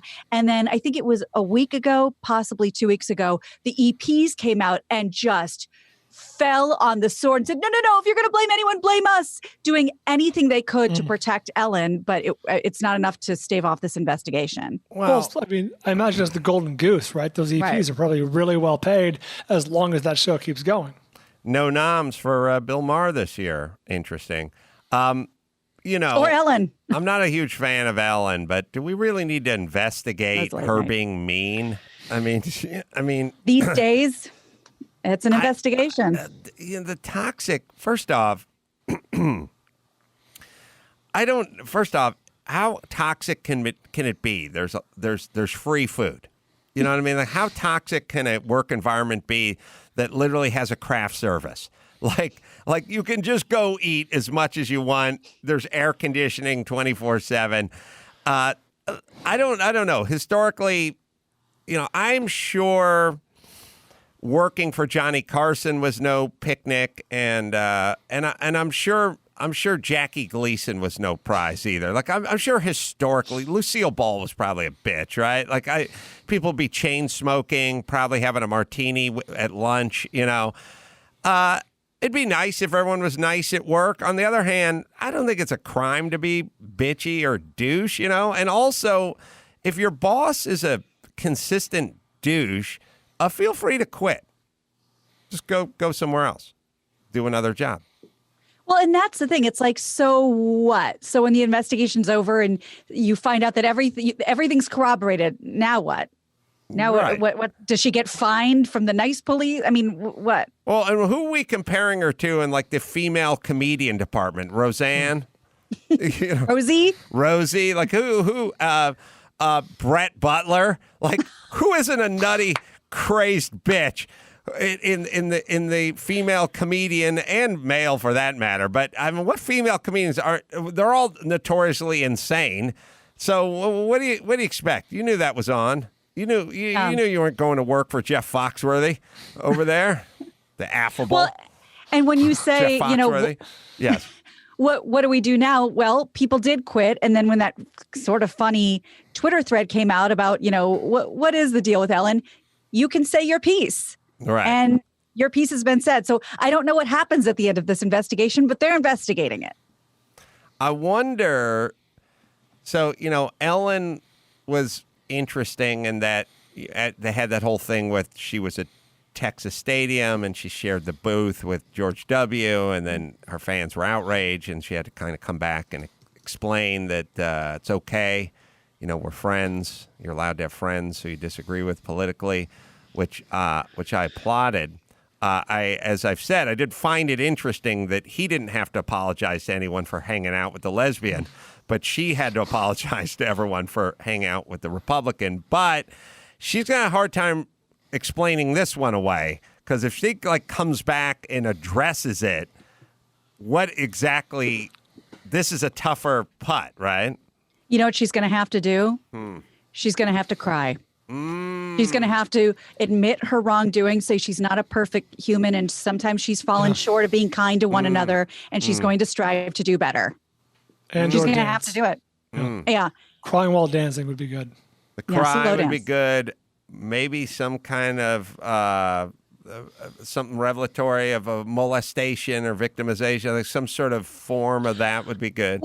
Remind us how far she's come from being a female comedian, an out lesbian. Remind us of her struggles, and shed a tear and promise to do better. Oh yeah, we're crafting this. This is coming along nicely. Being a female comedian, being a lesbian who is constantly scared of being outed in an all boys club, I had to have my guard up. Yes. I had to defend myself constantly. And you know what? That's probably true. Good, Gina. That's good. I felt threatened. That's right. So you put on this, you put on this veneer to protect yourself. You grow this lizard skin because of what you had to endure, and you had trouble turning it off sometimes. Yes, I drifted too far from the shore. Right. And thank you for pointing me back. Thank you for being my lighthouse on our way to be nautical. And I made a donation to this foundation. Anti-bullying. I'm undergoing classes or some sort of remote. Yeah, or maybe it's something more specific, like there's a foundation for bitchy hosts, like where they're like, I don't know if there is such a thing. But I'm saying Barbara Walters found it. Yes, made a donation, undergoing this. Yes, that's good. I think she'll be okay. Struggling with maybe a little substance in here, like nothing too heavy, like pills that are for people that retain too much water or something like that. Diuretics.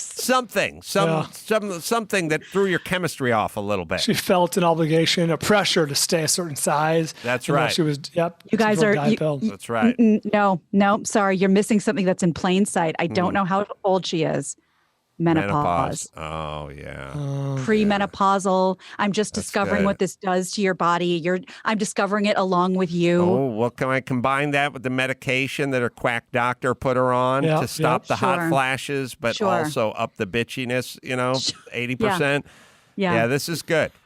She's gonna be okay. She's gonna be fine. She's gonna weather the storm. Well, someone who didn't fare as well for 12 hours was Donald Trump Jr. That's how long his Twitter account was taken offline for posting, quote, misleading and potentially harmful information about the coronavirus. He is the oldest son of the president. He shared a tweet, including a video of people claiming to be doctors and arguing that you don't need masks. A Twitter spokesperson explained the tweet is in violation of our COVID-19 misinformation policy. He will not be allowed to tweet for 12 hours. Then Trump shared the same tweet. He took it down, so he didn't get suspended. Oh, I thought he got suspended for hydroxychloroquine stuff. Well, did you the hear doctors about were promoting it or something? Right. And the doctor he's sort of throwing his support behind, Stella Emanuel, I want to say her name is.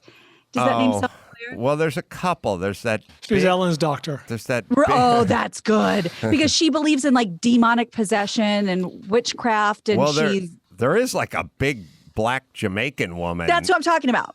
That would seem to fit the demonic possession part of the whole thing. She might be Nigerian. I gotta look.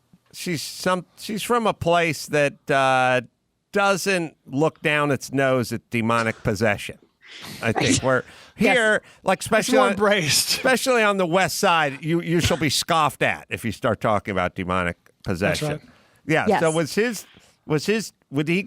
did he get downed for no mask or did he get down for hydrochloroquine? Well, they were all part of the same video.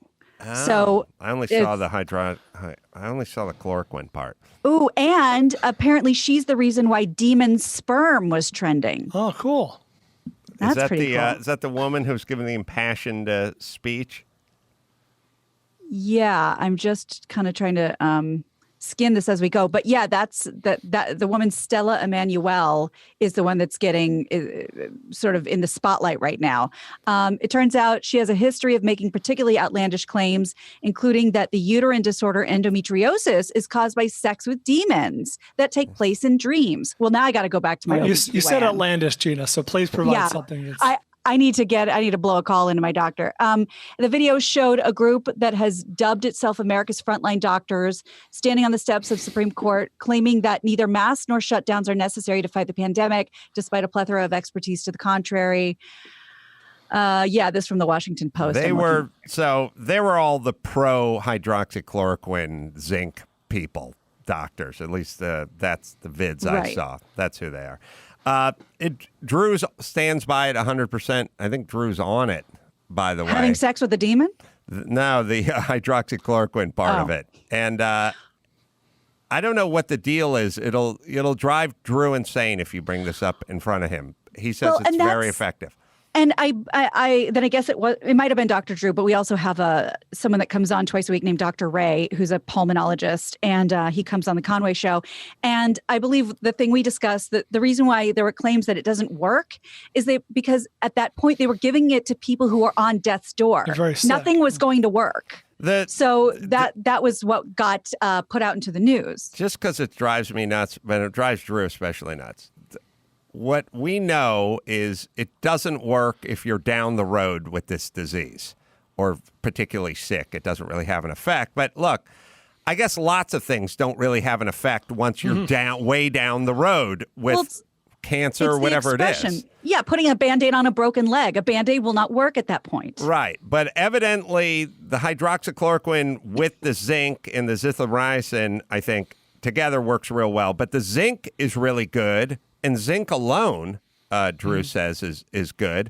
And the hydroxychloroquine is good. And the hydroxychloroquine is over-the-counter in many countries and 65 years old. And it costs, I don't know, $2 a pop or something like that. It's really cheap. It's got generic versions. It's crazily available. And many populations are just on it chronically because of either malaria. People in malaria, those areas are on it, are just on it prophylactically, and then when people travel to those areas, they're on it. So the part where it's like there's all the side effects and all that, according to Drew, who screamed many times at me, he's given this pill out to many, many patients, and there's many more side effects to aspirin and Tylenol. So I don't know why it's so politicized and supersized. It appears to be effective if you get on it early, like when we talked to Dr. Zelenko about it. And there was just a whole article in, was it Newsweek yesterday, Max Zapata? There was a whole article in Newsweek or one of those publications that just they did a bunch of tests and turns out to be helpful. I don't know. It's not going to cure you if you're deep into it, but it's good prophylactically, and it's also good if you just are showing symptoms. Well, here's the divining rod of truth. If all of us were all of a sudden feeling COVID symptoms or maybe diagnosed, with a test or whatever, would you want and take hydroxychloroquine? Yeah, probably. I'd probably want that. Yeah, Drew said, you're going back to Texas, you're traveling around, maybe I'll just put you on it. I was like, well, okay. I mean... Sounds like a threat. I know. What was that magazine article? Sorry. So yeah, there 5 days ago, Newsweek released an article called "The Key to Defeating COVID-19 Already Exists. We Need to Start Using It." He's talking about hydroxychloroquine, and it's written by Harvey A. Rich, MD, PhD, professor of epidemiology at Yale. It's just there's way too much controversy about it. It's just it's pretty safe. I mean, it's very safe because it's been given out times millions and millions and billions of pills have been consumed over 65 years. So get on it. The problem is now that it's been politicized, pharmacists don't want to write it. Doctors don't want to give it out, or many doctors, many pharmacists. And now people are having an argument about something that could be effective. But either way, it appears there's a few other medications that are promising out there as well. I don't know. I think before we find the vaccination, we'll find that these steroids or these other Decadron, someone was saying. Yeah, it was an ordinary, everyday steroid.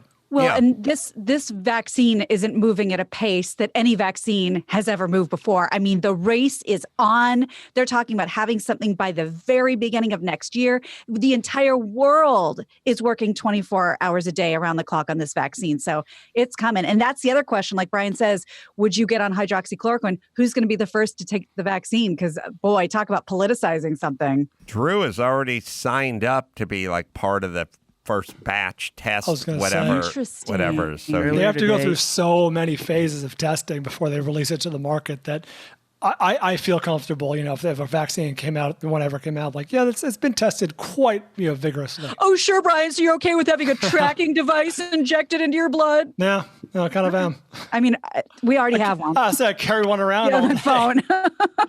There's a CNN article that came out a couple of hours ago. Study finds hydroxychloroquine may have boosted survival, but other researchers have doubts. They hate it. Look, CNN, Trump said it may show some promise. Is that okay? You should know, he didn't come up with that.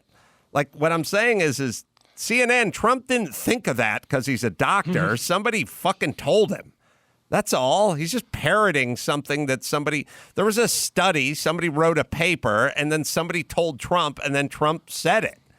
That's all. He didn't invent it. He's not smart. It doesn't make him a scientist. You don't even need to give him any credit. He just said something that somebody said to him. You don't need to launch a war on him saying it. It wasn't his idea.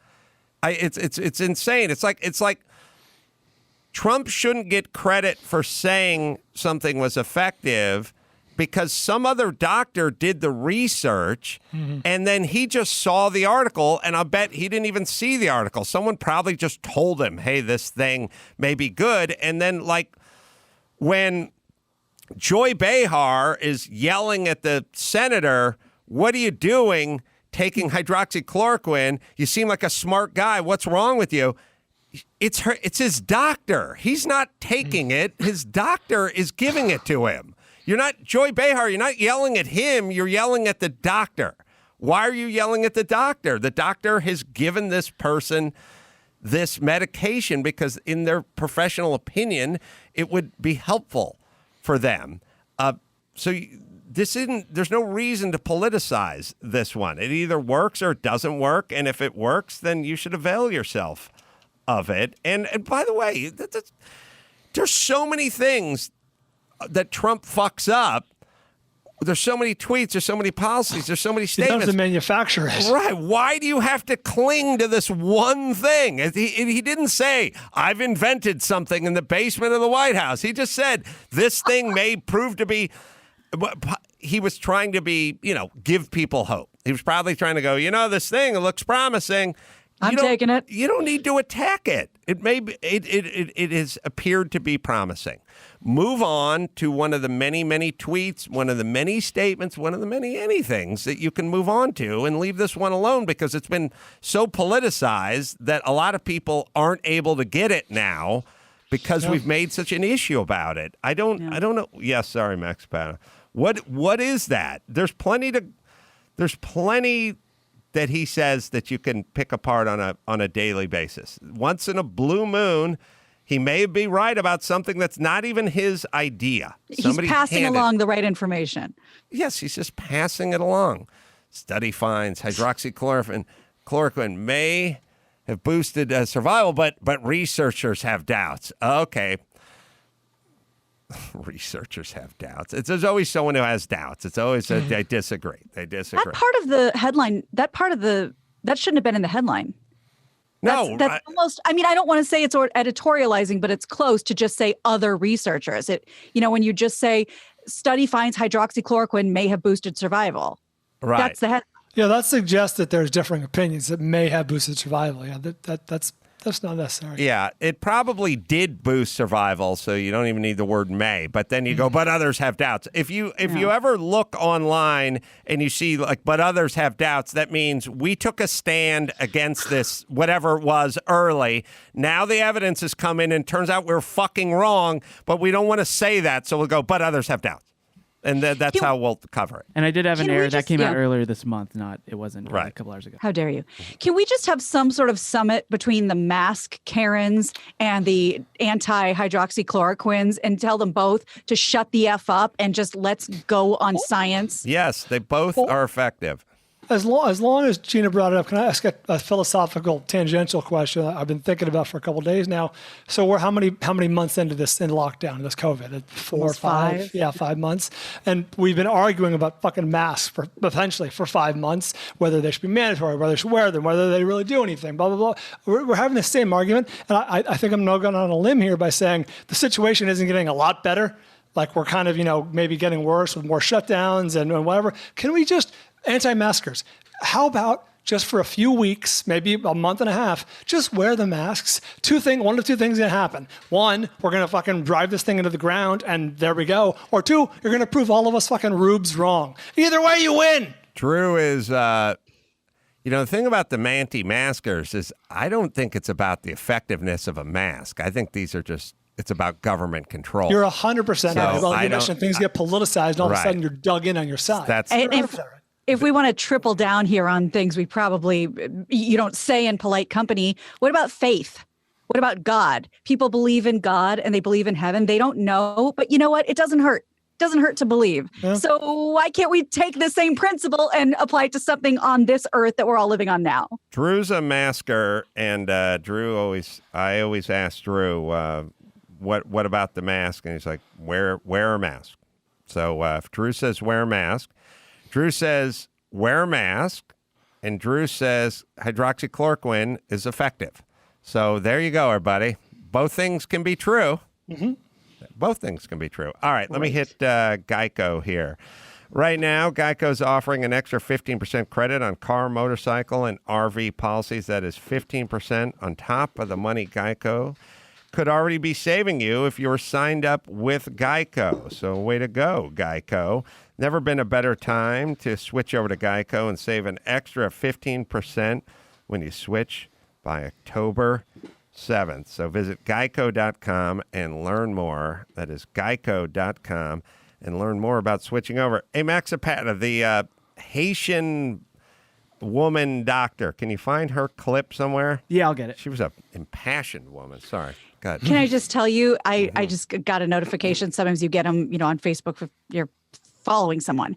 The notification that came up this second is a friend of mine that said, and this was posted 6 hours ago, but this notification came up during that read. I think there's some good data to show a good possibility of some benefits of hydroxychloroquine as part of a treatment protocol for patients with COVID-19. This places me all too close to the side led now by the doctor who also warns about demon sperm. For the record, I have no opinion yet on demon sperm. So you can pick out the facts among whatever you want. Yeah, and also bad people are allowed to say true things, and good people can do things that are bad on occasion and say things that are untrue. And also bad people can be great surgeons and save your life. Or people you disagree with can be great airline pilots and save your life in an emergency. Like there's, we don't throw all the babies out with the bathwater. Some people you can choose not to have dinner with, but they would be great if they were working performing spinal surgery on you or what have you. I mean, there's plenty of that in this world. All right. Sorry. One more, Gina Grad. All right. Well, at first, this seemed like a conspiracy theory or just a rumor going around, but there's enough evidence that they're putting it in the news. This is from the New York Daily News. Agricultural officials in 27 states are issuing warnings about these suspicious packages from China containing seeds that are urging people to plant them. People across the country have reported receiving these unsolicited packages from China. Inside is a little small packet of seeds, which states agricultural departments say they could be an invasive plant species, which may destroy native plants and crops. It's unclear exactly who's sending the seeds, but officials say anyone who receives a package should notify state authorities immediately. And we'll find out if this is a big hoax or not, but it is making the news rounds. Yeah, I hope when this whole thing is done, we can deal with China in a little more effective way instead of throwing work their way, because these people are fucking bad people. I mean, they're making fentanyl, send it into Mexico. Whenever we talk to Ed Calderon, it's like, all the fentanyl comes in from Mexico, but it's all Chinese set up, Chinese labs. Chinese go over there and help set up labs. I mean, they're fucked up, and we're we're fucked because we got Hollywood and the NBA and everyone's kind of got their back, and then Trump started with the Wuhan, Hong Kong flu and all that kind of shit, and then everyone just went to defend China. But let's not lose our eye on the prize. Again, two things can be true. Trump can be a buffoon and hydroxychloroquine can be effective, and Trump can be a buffoon and China can still be evil. Let's not forget that, peoples. You have the video of the, pardon the pun, possessed doctor lady? Past few months, I've taken care of over 350 patients. We've not lost one. Not a diabetic, not somebody with high blood pressure, not somebody with asthma, not an old person. We've not lost one patient. And on top of that, I've put myself, my staff, and many doctors that I know on hydroxychloroquine for prevention, because by the very mechanism of action, it works early and as a prophylaxis. We see patients, 10 to 15 COVID patients every day. We give them breathing treatments. We only wear surgical masks. None of us has gotten sick. It works. So right now, I came here to Washington, D.C. to say, America, nobody needs to die. I'm upset. Why I'm upset is that I see people that cannot breathe. I see parents walk in. I see diabetics sit in my office knowing that this is a death sentence and they can't breathe. And I hug them and I tell them it's going to be okay. You're going to live. And we treat them and they live. None has died. So if some fake science, some person sponsored by all these fake pharma companies comes out and say, oh, we've done studies and they found out that it doesn't work, I can tell you categorically it's fake science. I want to know who is sponsoring that study. I want to know who is behind it. Because there is no way I can treat 350 patients and counting and nobody is dead and they all did better. Nobody needs to get sick. This virus has a cure. We got it. The point is, sorry, that was Delroy Lindo from Devil's Advocate. Come on. Also, Big Pharma is out of the picture because this stuff has been around for 65 years and costs 20 cents a pill or something. So everyone who's constantly railing about Big Pharma and turning a huge profit and all that kind of stuff, Big Pharma does not want this hydroxychloroquine to be ubiquitous and be successful. I wouldn't think, if they're investing billions in research and cures and all sorts of stuff. So if you don't like Big Pharma and you like effective medication and you hate Trump, you can still like hydroxychloroquine. The more you know. All right, let's bring it home, Gina Grad. You got it. I'm Gina Grad, and that's the news. Gina Grad. That was the news with Gina Grad. Last but not least, Simply Safe. 2 eyes in there. Never feel unsafe at home. Protect your home. Do it today. Get free shipping at simplysafe.com/Adam. All right. Let's see. San Antonio, the Improv coming up. That is it at the Improv? No, it's not actually. That's Thank you. That's an error. That's at Laugh Out Loud? Yeah, Laugh Out Loud. That is this weekend. We'll do a couple of live podcasts there, and we'll do a couple of stand-up shows there. And Ben Shapiro and Greg Gutfeld will join our pods on Friday and Saturday, so enjoy that. I'm your emotional support animal, available as we speak, Amazon and beyond. And Tempe Improv. That is September 18th and 19th. The rescheduled shows there. So just go to amcarolla.com for all you need. I want to thank Mark Geragos, Reasonable Doubt, of course, his podcast. Maria Konnikova as well, The Biggest Bluff, name of her book. And Jeff Foxworthy. The hell did I do with his paper? Oh, here we go. What's It Worth? Thank you. And until next time, this is Adam for all them Gene and Bald saying mahalo.